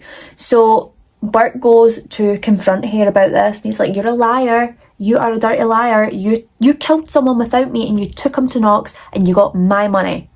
And then it leads into this huge argument. Both of them come to blows and it gets so severe that Helen and Burke, they wind up moving in with Burke's cousin, who only lives 2 streets away, right? But they move out. It's very dramatic. Now, the fight between them, it didn't last that long, right? Like, the dream team wanted to be back together, so they eventually make up. In late September/early October, Hare is visiting Burke when an older woman by the name of Mrs. Ostler comes over. Now, she came over to the property to do some laundry, and both Burke and Hare, they wind up getting her really drunk, and of course, they killed her. That very afternoon, Burke and Hare had taken her corpse to Knox, who paid them £8 for Mrs. Ostler's body. Now, a week later, one of Helen's relatives, Anne McDougall, was visiting them. She had came over from Falkirk to visit. Burke and Hare killed her as well and then sold her body and got £10. Like, a relative. Nobody's safe. And the thing is, Helen and Margaret, they knew what their husbands were doing. So, like, I am under no illusions that Helen 100% knew that they were going to kill a relative. Now, Burke and Hare's next victim would actually be an 18-year-old boy who was a very familiar figure around the streets of Edinburgh. This boy was James Wilson. Like I said, he was 18 years old and he had a very, very distinct limp that people knew him for. Now, this young boy was mentally disabled and was described as completely inoffensive. You know, he was nice to everyone. People only said nice things about him. Now, James, also known as Jamie, he lived on the streets and would support himself by begging. Then in November, Hare would lure Jamie back to his lodging house, saying that he can come in, they can have like a drink of whiskey and just like have a chat with each other. So Jamie went. So the two murderers led Jamie Wilson into the bedroom and Margaret Hare shut the door behind them and locked it. Told you, complicit. Jamie Wilson wasn't really into like excess drinking and he much rathered snuff. Now, snuff is like this little tub and it has stuff in it that you can sniff and I think it gives you like a head buzz. I don't know if it's like menthol or something else, but he preferred that. So he was not as drunk as many of their other victims, but this was not going to deter them. Now, Jamie was strong and he did fight back, unlike most of the victims, but unfortunately both Burke and Hare, they were able to overpower them. They then stripped his body and the few possessions that he had were stolen, so that was his snuff box and also his spoon that he would use for the snuff. So they had to take the body of Jamie to Knox, and when they get there, many of Knox's students recognise Jamie straight away. Like I said, he's a very familiar figure in the streets of Edinburgh, so they knew exactly who it was. Now, when it started to circulate that Jamie was missing and people were looking for him, Knox went ahead and dissected his body ahead of some of the others that he already had. Now, before the dissection, he removed Jamie's hands and Jamie's head. I wonder why. Now, the pair went on to kill their final victim on the 31st of October 1828. This was a woman named Margaret Docherty. Now, Margaret was a middle-aged Irish woman. Burke was able to lure Margaret into the lodging house, stating that he also has Irish relatives with the surname Docherty, so they had a lot to talk about. Now, they're chatting away and Burke decides that he's going to go out and get more whiskey. So he actually leaves Margaret with Helen McDougall. Ugh, hate her. But also 2 other lodgers by the name of Anne and James Gray. Now, these other lodgers, they were an inconvenience to the men. Like, they could not get their work done with these lodgers around. So they actually go ahead and they pay Anne and James to go and stay at Hare's lodge for the night. And they done this under the pretenses that Margaret Docherty was a relative, so they just wanted some like alone time to catch up and stuff like that. So Anne and James obliged. Both Anne and James returned briefly to the lodging house around 9 p.m. because they had to collect clothing for their children. When they get in, they notice Burke Hare and their wives are all singing, dancing, having a good time. What they didn't know was that Burke Hare had murdered Margaret Docherty and put her in a pile of straw at the bottom of the bed. She was under the straw pile. So the next day, the Greys return and Anne becomes very, very suspicious because Burke will not let her approach the end of the bed near the straw pile, which is where she had left her stockings. So she kind of like complies with it. She doesn't go near it. However, later that evening when she gets the chance, she goes to search through the straw. Now, when she had searched through the straw, she found Docherty, and on her face was like a load of saliva and a whole lot of blood. Now, on their way to the police, they actually ran into Hare, and Hare tried to bribe them and say that he would pay them £10 a week if they would not tell the police. But they point blank refused. Thank God, like someone with a bit of heart, they refused to accept the money and headed straight for the police. Now, Burke and Hare have the absolute cheek. They still continue to take Margaret's body to Knox to get their payment. Now, when they were questioned, Burke and his wife had said that Margaret Docherty had left the house, but they gave different departure times for her. Get your story straight. Now, early the next morning, the police decide that they're going to go to Knox's dissecting room and have a look and see what they can find. What did they find? Margaret Docherty's body. Yep, and James was able to identify her as the woman that he had seen with Burke and Hare. So Hare and his wife was arrested that same day, along with Brogan, who was Burke's cousin, you know, that other place that they were staying and lodging. However, all three of them denied any knowledge of the events.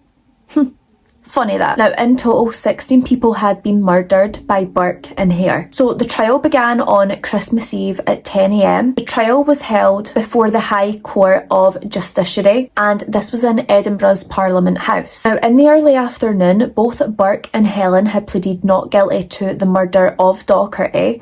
Then there was a list of 55 witnesses, which included Hare and Knox. Obviously, with a list of 55 witnesses, not everyone was called to the stand, and Knox and his three assistants weren't actually questioned in court, which is so annoying because, I'm sorry, but Knox is probably the best guy to give a statement. Now, luckily, one of Knox's assistants, David Patterson, he was called to the stand. He was actually the one who primarily dealt with Burke and Hare when they were dropping off the bodies, so they were able to confirm that Burke and Hare had dropped off several corpses to Robert Knox. So in the early evening, Hare, he had taken the stand to give his own sort of like statement, and he had said that Burke was the sole murderer. However, his wife Helen had been sort of involved in luring Margaret Docherty back to the house. Now, Hare also stated that at one point Margaret Docherty had tried to escape the house and Helen was the one who brought her back in. Hare did state that he was involved in bringing the corpses to Knox, but he was not involved in the murders. Now, after Hare's questioning, his wife entered the witness box and she was carrying their baby, who at the time I think had like whooping cough or something like that, and with the baby's coughing she was using this as time to think about like her answers and carefully, you know, let it resonate, let it sit there, and then she'd give the answer to the question. But you know, I don't know what she was playing at, and she was like, you know, I just have such poor memory and I can't really remember much. I'm sure you can't remember locking the door, Margaret. Now, the final prosecution witnesses to be called were two doctors by the name of Black and Christensen. Now, they had said that they did suspect foul play, but that there was no hard evidence of it being a murder. Because remember, they had their own method that was quite ingenious back then. This method would go on to be named burking, after Burke and Hare. The jury retired to consider the verdict on Christmas Day around 8:30 a.m. and they returned 50 minutes later.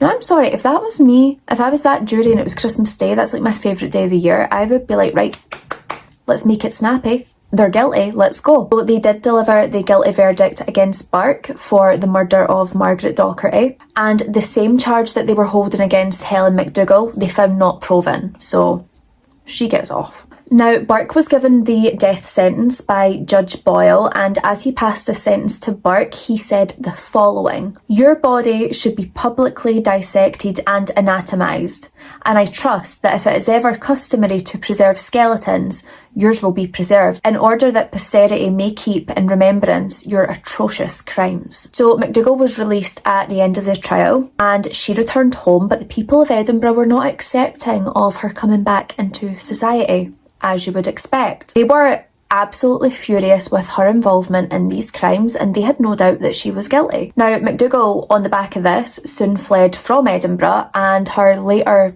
whereabouts is unknown. So that is all we know about her. Then on the 28th of January 1829, Burke was hanged in front of a crowd of 25,000 people. Yeah.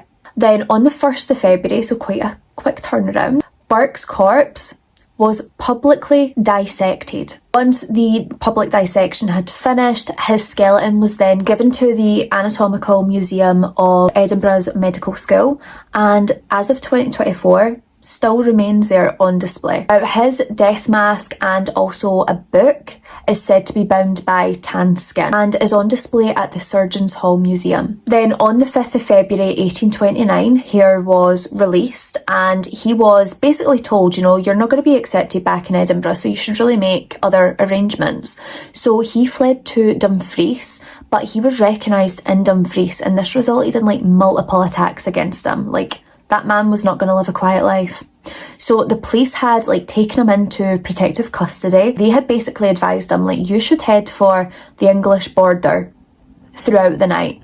So nightfall comes and Hare heads off into the darkness to live his free life, and the rest about him is also unknown. Can't even lie to you. I have been sitting here for, I'm going to say 30, 35, 40, an hour, a long time, just contemplating when to start filming this video, because I hate this guy, and I hate them all, but there's some of them that I'm just like, I just want to punch him in the face. So yeah, putting it off because I hate this guy, but also, your gal's tired. Honestly, like, the bank holiday weekend meant to be a weekend of rest, and I was just on it creating the content, and like, I'm proud of myself, but low-key I'm like, I need a nap. I need a nap. But then on the flip side, I'm also like, hell nah, I need to make sure my content be created, because I've got a community of people who I want to chat with every single Sunday. So here we are. Peter Tobin, he looks slightly alive. It's hard to tell with a face like that. Is he alive? Is he dead? I don't know. Like, if you told me this guy was taxidermied, I would not deny your claims. Just being honest. Oh my god. Oh, I used like the wrong side of my mirror, and for a hot second I was like, if I went blind. But I was on like the zoomy up side, not the far away side, so got that sorted. Anywho, Peter Tobin, weirdo. He was born on August 27th of 1946. He was born in Johnston, Renfrewshire in Scotland. Yep, we've got another one for you. I, as a Scottish person, am so sorry, because we have created some monsters. Now, Tobin, he was the youngest of 8 children to his parents, Daniel and Marjorie Tobin. Now, it was said that he was a really, really difficult child to deal with, like, not being funny. I'm surprised Marjorie and Daniel, you know, didn't like give him up for adoption or leave him on someone else's doorstep, because, yeah, he caused his parents a lot of grief. And I mean a lot of grief, constantly getting in trouble, constantly abusing other neighbourhood children. They had people at their door like, get your son under control. By the age of 7, Peter Tobin's parents could not get him under control. They could not deal with him any longer, and they had sent him off to an approved school to see if that would help out his behaviour. Now, as these cases go, these people go to approved schools and it just seems to make them worse. Also, I tweezed a blackhead out of my cheek and I've ripped open my face. So let's not talk about the little elephant in the room. So as we said, this approved school, it just doesn't work, and later on Tobin would be sent to serve a sentence in a borstal or youth detention centre. You can call it either or. And then later in 1970, he would be convicted and imprisoned within England for burglary and forgery. I can't believe I just said burglary first time round. My God, I'm honestly improving. I'm really improving because it used to take me like 10 million attempts to say burglary. Celebrate the small things, hey? So Tobin, he completes this sentence and he decides to move to Brighton of England, and whilst he was here, he would marry his 17-year-old girlfriend by the name of Margaret Mountney. Now, this marriage ended as quickly as it started. Like, honestly, after just 1 year in 1971, Margaret thought, hell nah, this guy is not for me, and she quickly packs her bags, leaves, and gets a divorce.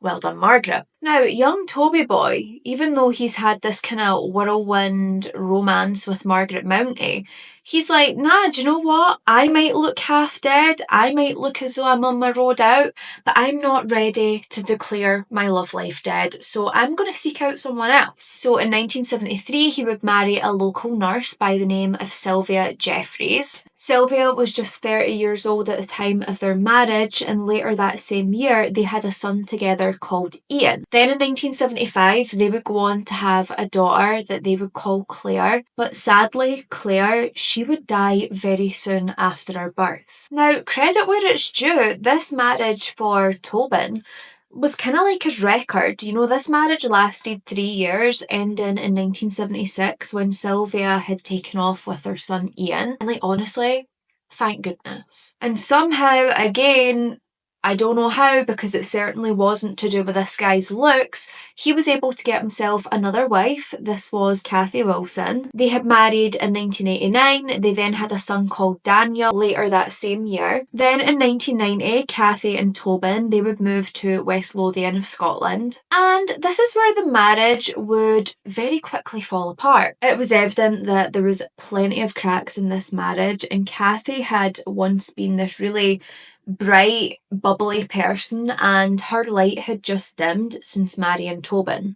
So Kathy, she moves back to Hampshire, she gets the heck out of Dodge, away from Tobin, and then the marriage ends. Now, you might be wondering to yourself, how come all 3 wives had left Tobin? Obviously, there must have been something on his part, because how could 3 women all come to the same conclusion that they don't in fact want to be with him anymore? So, did he smell? Did he have a bad dress sense? Or could it be that he was a completely unstable, sociopathic, psychopathic, maniac monster? And listen, it's a real Sophie's choice, so I'm going to give you a minute. You know, just mull it over, see what you think.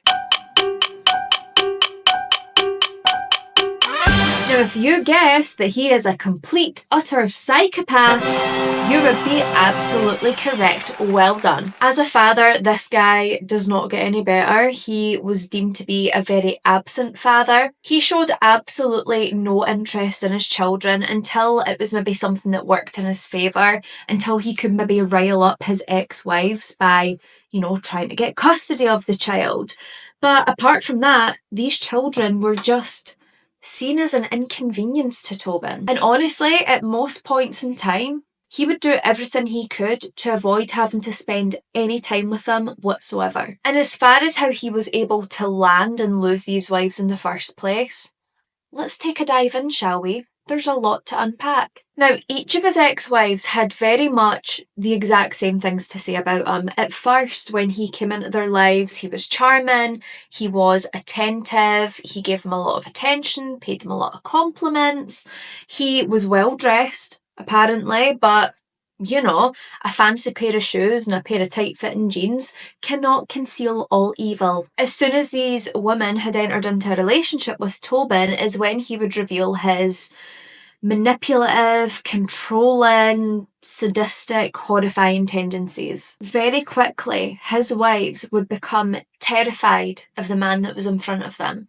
They felt like they had no idea who Tobin really was, and they had no idea just what he was capable of. I mean, after all, at this point, he is physically and emotionally abusive to his wives. He threatens them. He is very angry all the time. They just didn't know what to expect next. And these women, although they were scared to leave, they were even more terrified that if they remained with Tobin might hurt the children to get back at the wives. His wives had also stated that it was very, very clear to them that Tobin got some kind of kick out of being this horrific monster. If he attacked or berated them, he would do it with a big grin on his face, grinning, knowing that he is hurting these wives. And they said within his face, especially within his eyes, was this eerie, terrifying, unsettling darkness. And I'm sure you will all agree that every single one of these women who found it in them to leave Peter Tobin had a lucky escape. But unfortunately, not all the women who would cross paths with this evil, sadistic monster would make it out alive. In 1991, Tobin would move to Margate of Kent, and then in 1993 to Havant of Hampshire to apparently be near his son. But everything from this moment forward just goes further downhill. On August the 4th of 1993, two 14-year-old girls had went over to the Lee Park apartment building. They were over there to visit someone. The person that they were visiting wasn't actually in at the time, and they had stopped by Peter Tobin's flat and asked, could we wait here so we're not having to wait by ourselves? And this man, who seemed kind and endearing, of course said yes to these young girls. But when Tobin invited these young girls into his flat, he would subject them to the most horrifying attack. Once these girls was in his flat, he pulled a knife on both of them. He threatened both of their lives, telling them that if they tried to escape, he would murder them. They just need to do what he's telling them and they'll be okay. So he forces these young girls to drink cider, to drink straight vodka, in an attempt to subdue them. He then brutally sexually assaulted each one of these young girls, raped them both. He then stabs both of these young girls in the presence of his own son. He then goes over, turns on the gas cooker, doesn't light it, then walks out of the apartment, leaving them to die. But these young girls would not die. They'd survive. At this point, Tobin knows right away that the police are going to be on to him. So he needs to get away. He needs to go into hiding, basically. And he decides that he is going to join this Jesus Fellowship, which was a religious sect in Coventry. And he honestly thought he had it all planned. He was going to go there, he'd live under a false name, and all would be well in Peter Tobin's world.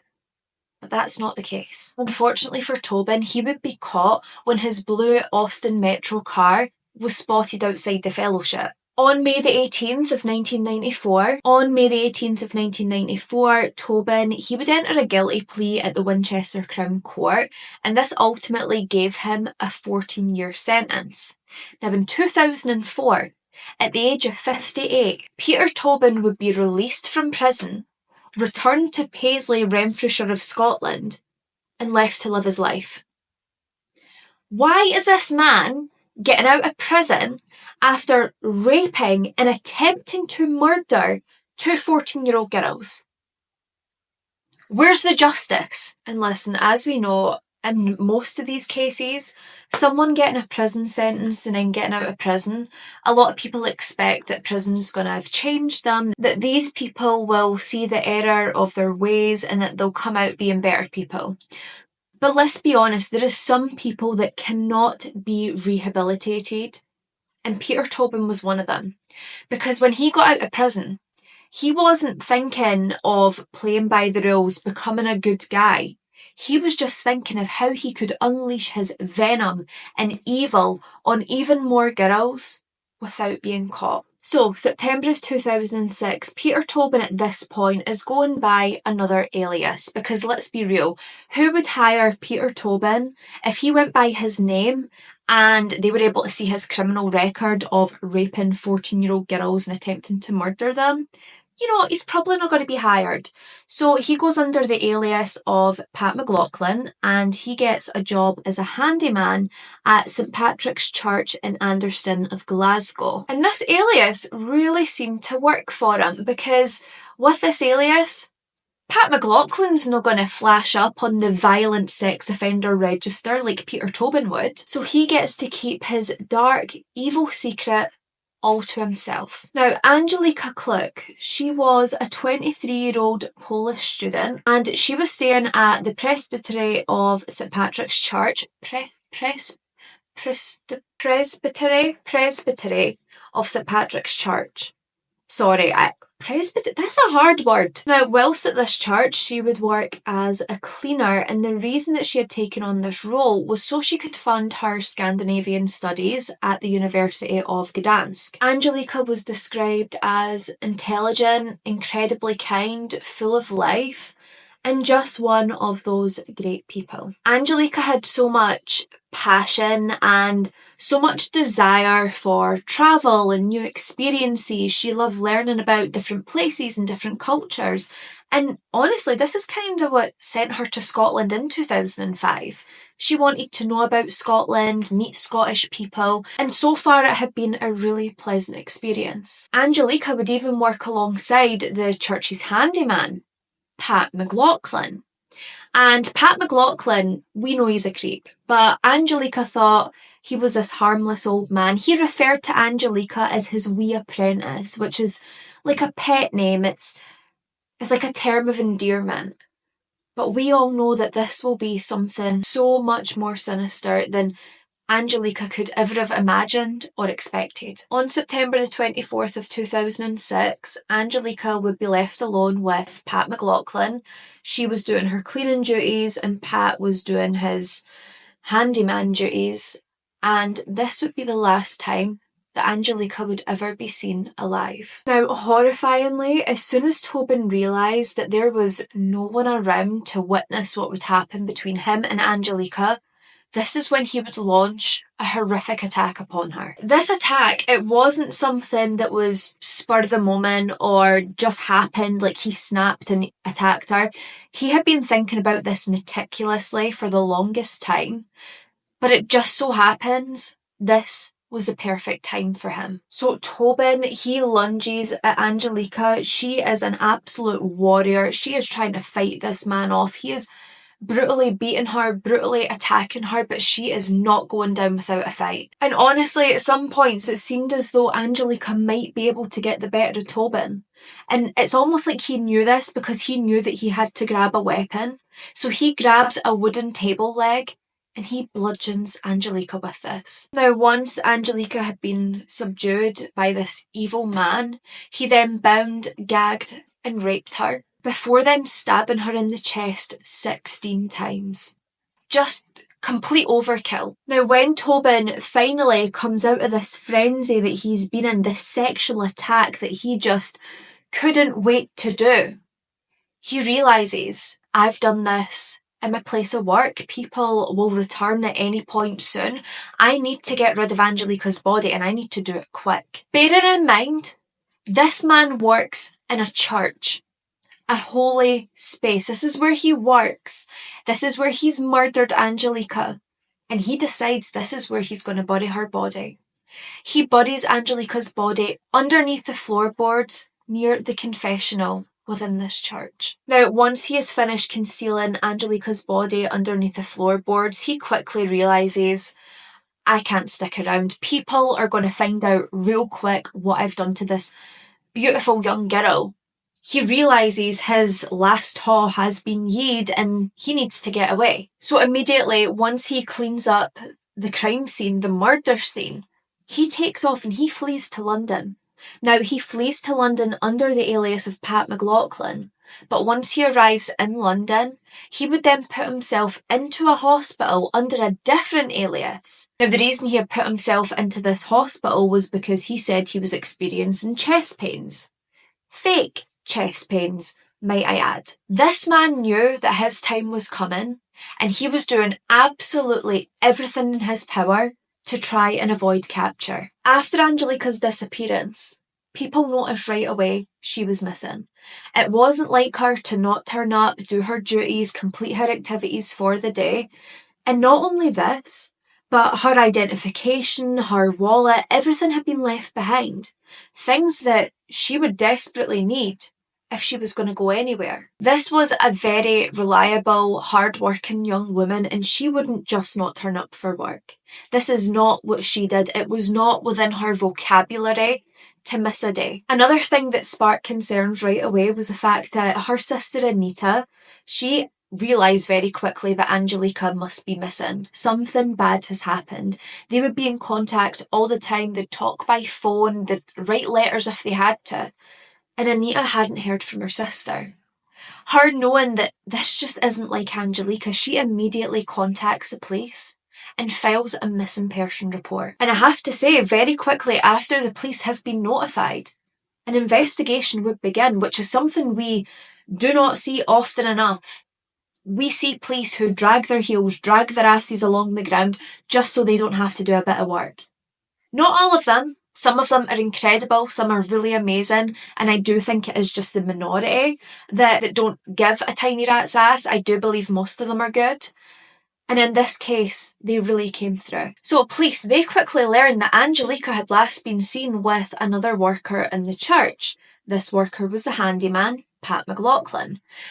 And then people start thinking, actually, since Angelica's went missing, we've not actually seen Pat. Where's Pat went?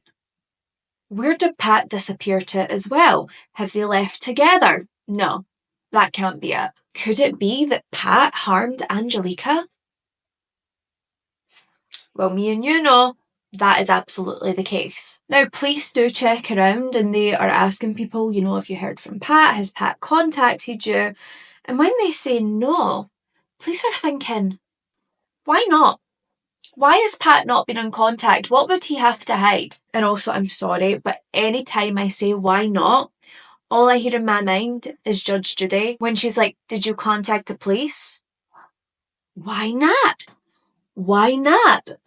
I freaking love her. She's like my spirit animal. Even though she's a person, she's my spirit animal. So police, they're very suspicious of this Pat McLaughlin. They delve into his history, try and see what they can find, and then they start to realise, Pat McLaughlin looks an awful lot like Peter Tobin. In fact, I think they might be the same man. They quickly realise that Pat McLaughlin was in fact the convicted violent sex offender, Peter Tobin. And now they were very, very worried. Now, because police had figured out that who they were looking for, who they believed was responsible for something terrible happened to Angelica was Peter Tobin, they start to think that something terrible might have happened to her. So they decide they're going to go back to the last location where Angelica and Peter Tobin had been seen together, which, as we know, was the church. So they're going to go back there and conduct a search of the premises. The forensic scientists, they were brought in and they were examining the floorboards when they had discovered bloodstains that had been sort of partially washed off. Because they found the bloodstains on the floorboards and yet there's no sign of Angelica, they decide that the best course of action was to lift the floorboards and look underneath. And horrifyingly, just 5 days after her murder on September the 29th of 2006, Angelica Kluck's dead body would be discovered under these floorboards. Now, police, they had immediately circulated Peter Tobin's photo. They wanted everyone everywhere to be aware who this man was, what he has done, and that he is very, very dangerous. They also make it known to people that time is of the essence because if they know this guy the way they think they do, he will strike again. So let's go back to Tobin for a second. He's tucked up in his wee hospital bed. He thinks he's made it out and he's made it out undiscovered. No one's going to know it was him. Little does he know, his ugly mug is currently in the newspapers. It's on the TV. People everywhere are seeing this. And yet he's just sitting there, smug as ever. He believes he's got away with Angelica's murder. But one of the nurses in the hospital, they look at him and they're like, I know this guy from somewhere. They're out in the hall talking to other nurses, and then on the TV, they see this taxidermied, half-alive looking guy, and they realise it's the man in their hospital bed. The man in their hospital bed is Peter Tobin, a wanted murderer. Now, thankfully, the nurse, she doesn't alert Peter Tobin. She doesn't act concerned or act as if she knows something because they don't want to spook him and then he escapes the hospital. So she immediately contacts the police, tells the police exactly where Peter Tobin is, and they arrive immediately. The evidence that was compiled against Peter Tobin was so overwhelming and so convincing that there was no question and no doubt about it that this man raped and killed Angelica Cluck. He has a 6-week trial at the High Court of Justiciary in Edinburgh, but ultimately he would be found guilty and convicted of the rape and murder of Angelica Cluck, and he would receive a life sentence. Now, this life sentence at Scotland at the time, that would come with a minimum of 22 years, so he would have to serve 22 years before he would be eligible for any kind of parole. But police at this point, they're just thinking, a guy who could so coldly and calculatedly murder someone, bury them under the floorboards, this can't be a guy who's only murdered once. There has to be more to it. There must be more victims. So police decide to launch this operation that they call Operation Anagram. Operation Anagram, what is it? This was a nationwide police investigation that was aiming to track Peter Tobin's steps all throughout his life. Where he had been, was there murders or disappearances at the time? Could he be linked to any of these? So when they're narrowing things down, they conclude that there's 13 unsolved murders, including 3 of the Bible John murders, that Peter Tobin could possibly be a suspect in. Now, whilst Peter Tobin's in prison, right, he's acting like Billy Big Balls. He is wanting to brag to any Tom, Dick, Harry, Fran, Sally that he possibly can. He's telling everyone, yeah, they've got me on one. I've murdered 48.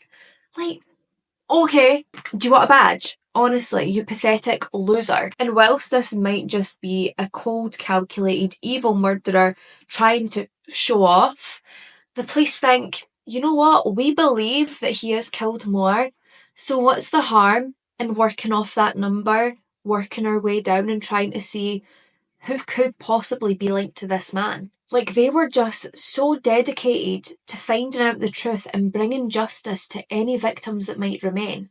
So they decide they're going to do a search through the Holmes database. And as we know, police forces across the UK, they were also involved and dedicated in any correlation between young girls being murdered or going missing that could possibly be connected to Peter Tobin. So police track Tobin's movements through his life and they wind up going to Margate of Kent. And obviously at this point they know his preferred ways of concealing bodies, which is to bury them. And they decide in November of 2007 that they're going to dig up his garden in Margate. Whilst they do this, they find the buried bodies of 2 teenage girls, Vicky Hamilton and Dina Nichols. Now, Vicky Hamilton, she was 15 years old when she was last seen on February 10th of 1991. When she was last seen, she had been waiting for a bus to Reading near Falkirk. And while she was waiting for this bus, Peter Tobin had approached Vicky just looking like this concerned man. He was saying he just wants to make sure she gets home safely. You know, she's only a young girl. It can be really dangerous travelling alone. He seemed like a really decent human being. But she had no idea she was looking in the eyes of complete evil. So Tobin had said to Vicky, you know, to make sure you get home safe, why don't I give you a lift? That way I'll sleep at night knowing that I helped you get home. And Vicky, again, doesn't see any red flags because he was so good at concealing it. I mean, you heard what his wife said. His wife said that he was charming, attentive. He seemed like a really decent guy at first. And Vicky's seen these qualities in him at this moment, and she accepts a ride home. But Vicky would never make it home. Instead, Peter Tobin had decided to take Vicky back to his home in Bathgate once he had been able to gain her trust. Once she was back at Tobin's home, he drugged, raped, and murdered her. After he murdered Vicky, he dismembered her body, chopping her up, and then transporting her from Bathgate to Margate, Kent, to his new home. which is where her remains would be found. Then Dina Nicol, she was an 18-year-old student from Tillingham, Essex. She was last seen alive on August the 5th of 1991 when her and a male friend had been hitchhiking home from a music festival in Liphook, Hampshire. Now, whilst the pair were hitchhiking, they get stopped by this man, this kind man who just wants to see them get home safely. And I'm sure we can all guess who this nice man was, this kind stranger.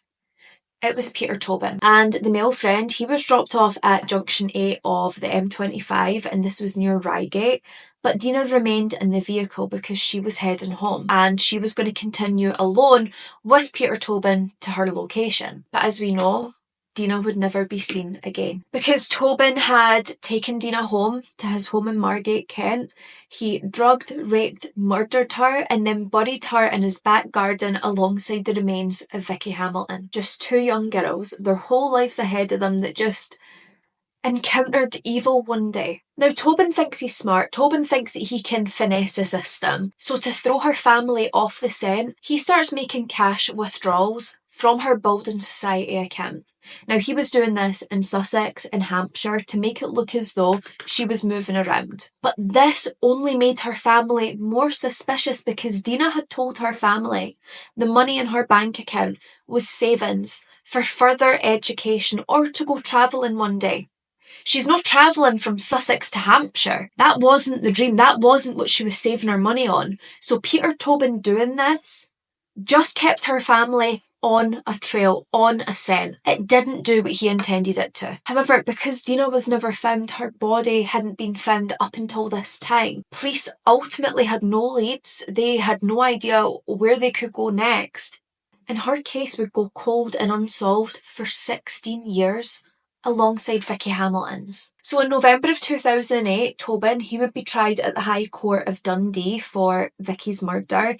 And again, the evidence is overwhelming. They've got DNA evidence, they've got eyewitnesses. Tobin having two houses in Bathgate and Margate, Kent, where she would be found. They've also got fingerprints that they found on a dagger. They've got Vicky's purse and the sheet that she had been wrapped in. All with DNA evidence pointing to Tobin. Now, after a month-long trial, Tobin would be convicted with Vicky Hamilton's murder, and on December the 2nd of 2008, he would be sentenced to life in prison. And then on December the 16th of 2009, Peter Tobin, he would be handed his third life sentence for the murder of Dina Nicol.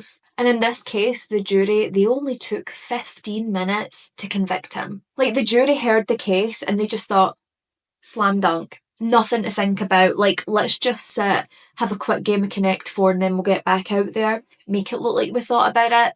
But really, there was nothing to think about. Now, Tobin had also been linked to the disappearance of another two young girls. So there was Louise Kay. She was only 18 years old when she had disappeared from Beachy Head in Eastbourne. She was last seen in 1988 after she had told her friends that she was at the beach with that she was going to go and sleep in her car, which wasn't unusual for Louise. She would do this pretty often. After this, Louise and her gold Ford Fiesta have never been seen again. Now, Operation Anagram, that had been able to establish that Peter Tobin had been working in a hotel in Eastbourne at the time Louise disappeared. And it was also confirmed that after Louise had disappeared, all of a sudden, Tobin, he was selling a small hand-painted car. A car he had painted over it. What colour was underneath, Tobin? Was it gold? Probably. So of course, police believe that he had repainted Louise's car and then sold it to get rid of any evidence. And her friend recalled that shortly before her disappearance, Louise had met this mysterious Scottish man, that's how she described him, and this man had given her petrol money for no reason other than being kind. And detectives and police, everyone, they wholeheartedly believe that Tobin is responsible for Louise's disappearance and ultimately her murder, but they've never been able to directly link him, so he's not been charged with it. And I get that they can't charge him with the evidence, but I mean, like, come on. The evidence is practically there. I mean, it all points to him. Now, Jessie Earle, she had also disappeared from Eastbourne when she was only 22 years old. And sadly, her skeletonized remains would be found in 1989. Her body had been concealed in dense shrubbery at Beachy Head. the very same place that Louise had disappeared from. Jessie's own bra had been used as a restraint. It had been tied around her wrist to hold her bound. Now, Tobin was living in the same area at this very time, and he was known to be working as a handyman at the Holy Trinity Church in Eastbourne. Like, come on. Just convict him. Now, people who knew Jessie said that she had complained of being nervous about a middle-aged, strange Scottish man that she had met, and she had met him very, very close to the place that she ultimately had disappeared from. She had bumped into this man while she had been out walking, and he just left a very eerie, creepy impression on her. And many believe that this was Tobin. Now, shortly after the discovery of Jessie's body and when it had become sort of known news around town in 1989, this is when Tobin had very quickly moved himself to Bathgate. What are you hiding, Peter? I wonder. And again, everyone believes that Peter Tobin had in fact murdered Jessie, but his involvement has never been able to be proven, just like with Louise Kay. I don't know about you, but I absolutely believe that Peter Tobin murdered these two girls. Now, if you're an OG and if you've been here a long time, you might remember my Bible John video, one of the earliest videos I've done. It'll be linked below. Go watch it. Not right now. Finish this one and then go watch it. Very interesting. But Peter Tobin was actually a suspect in the Bible John murders. Now, in case you're not aware, the Bible John murders were 3 murders that took place in Glasgow in the 1980s, all sort of surrounding the Barrowland Ballroom. There was 3 victims: Patricia Docker, who was 25, Jemima MacDonald, who was 32, and then Helen Pittock, who was 29. Now, it had been rumoured that Peter Tobin would react very violently to any of his victims who were on their period, who were menstruating. And this was such a big deal in the Bible John murders and was thought to be the motive behind the Bible John killings. However, Peter Tobin, he would be sort of ruled out of the Bible John murders due to Operation Anagram, which confirmed that when the 3rd Bible John murder had taken place, Peter Tobin was still in Brighton. Now listen, could he have travelled to Brighton and back? Yes. Would it have taken him a bit of time? Yes. But he still could have. Now, semen from the Bible John murders was compared with that of Tobin's. There was no direct match. Not only that, but bite marks from a victim in the Bible John murders had been compared to Peter Tobin's dental records, and again, there was no match, ultimately ruling out Peter Tobin as Bible John. So on August the 9th of 2012, Peter Tobin, he starts crying wolf again. He's like, my chest, take me to the hospital. He was sitting saying that he was having a heart attack, but of course, yet again, this was not true. Then on July the 1st of 2015, Tobin, he was slashed in his sleep with a razor blade by a fellow inmate, and honestly, can we get this guy's address or inmate number, because we need to send him some flowers. Now, unfortunately, this wound wasn't deep enough to kill him, but it was certainly deep enough to leave him scared and injured. So he had a little 20cm scar running all the way down his face, but he looked well hard. In February of 2016, he was hospitalised again. They believed that he had suffered from a stroke. In 2019, he was reported as being incredibly frail and suffering from cancer. He was taken into hospital again on March the 30th of 2022, but again he's released 2 days later. He just likes to cry wolf. But then finally, on October the 8th of 2022, at the age of 78, this monstrous, evil POS would finally die. I said what I said, and I'm not sorry. He would be cremated on October the 16th of 2022, and he had to be scattered at sea because no relatives or friends wanted to claim this low-life scumbag's body.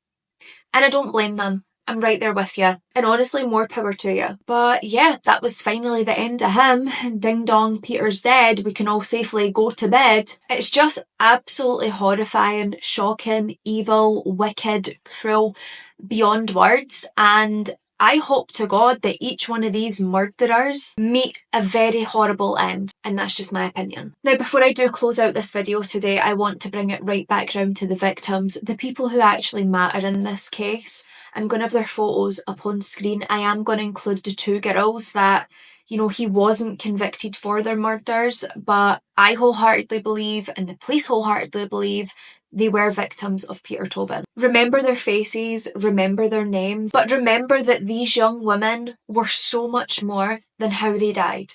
So much more than that. They were clever, they were intelligent, they were kind, they were loved by their family and friends, and they loved their family and friends. They are human beings that matter to people. They are human beings who are missed every single day. These young women should have went on to further their education, to travel, to have a family if that's something they wanted, to see their parents grow old, to watch their siblings grow up, and they were never given the chance. But my loves, that is it for another true crime and makeup episode. I really hope you did find this one interesting. I hope for some of you it was one you've not heard of. I know it's quite a big case in Scotland, possibly within the UK, but I know there will be some people out there who haven't heard of it yet. If you enjoy my content, please make sure you are subscribed, get that notification bell on, because I'm here for you every single week on a Sunday with my bonus uploads on a Wednesday and Friday here and there. Let me know if you are enjoying the series on a Friday, the Friday Night Fright. I really enjoy it, but it's not about what I like, it's about what you like. Also, let me know if you would like me to continue with the compilation videos. I just see so many comments where people listen to me whilst they work, or they clean, or they're driving, or before they go to bed. And when I seen Danielle and Bailey doing the compilation videos with those people in mind, I was like, oh my god, I should do that. I just thought that'd be a really nice addition for you guys as well, because I know a lot of you do listen to me whilst you do something else. So let me know if you would like me to continue with that. As always, any details you need are down below, but that is it for today. Please, please, please remember, be a good person. Do not be a bad person. Stay safe. Look after each other. And I'll see you in the next one. Bye!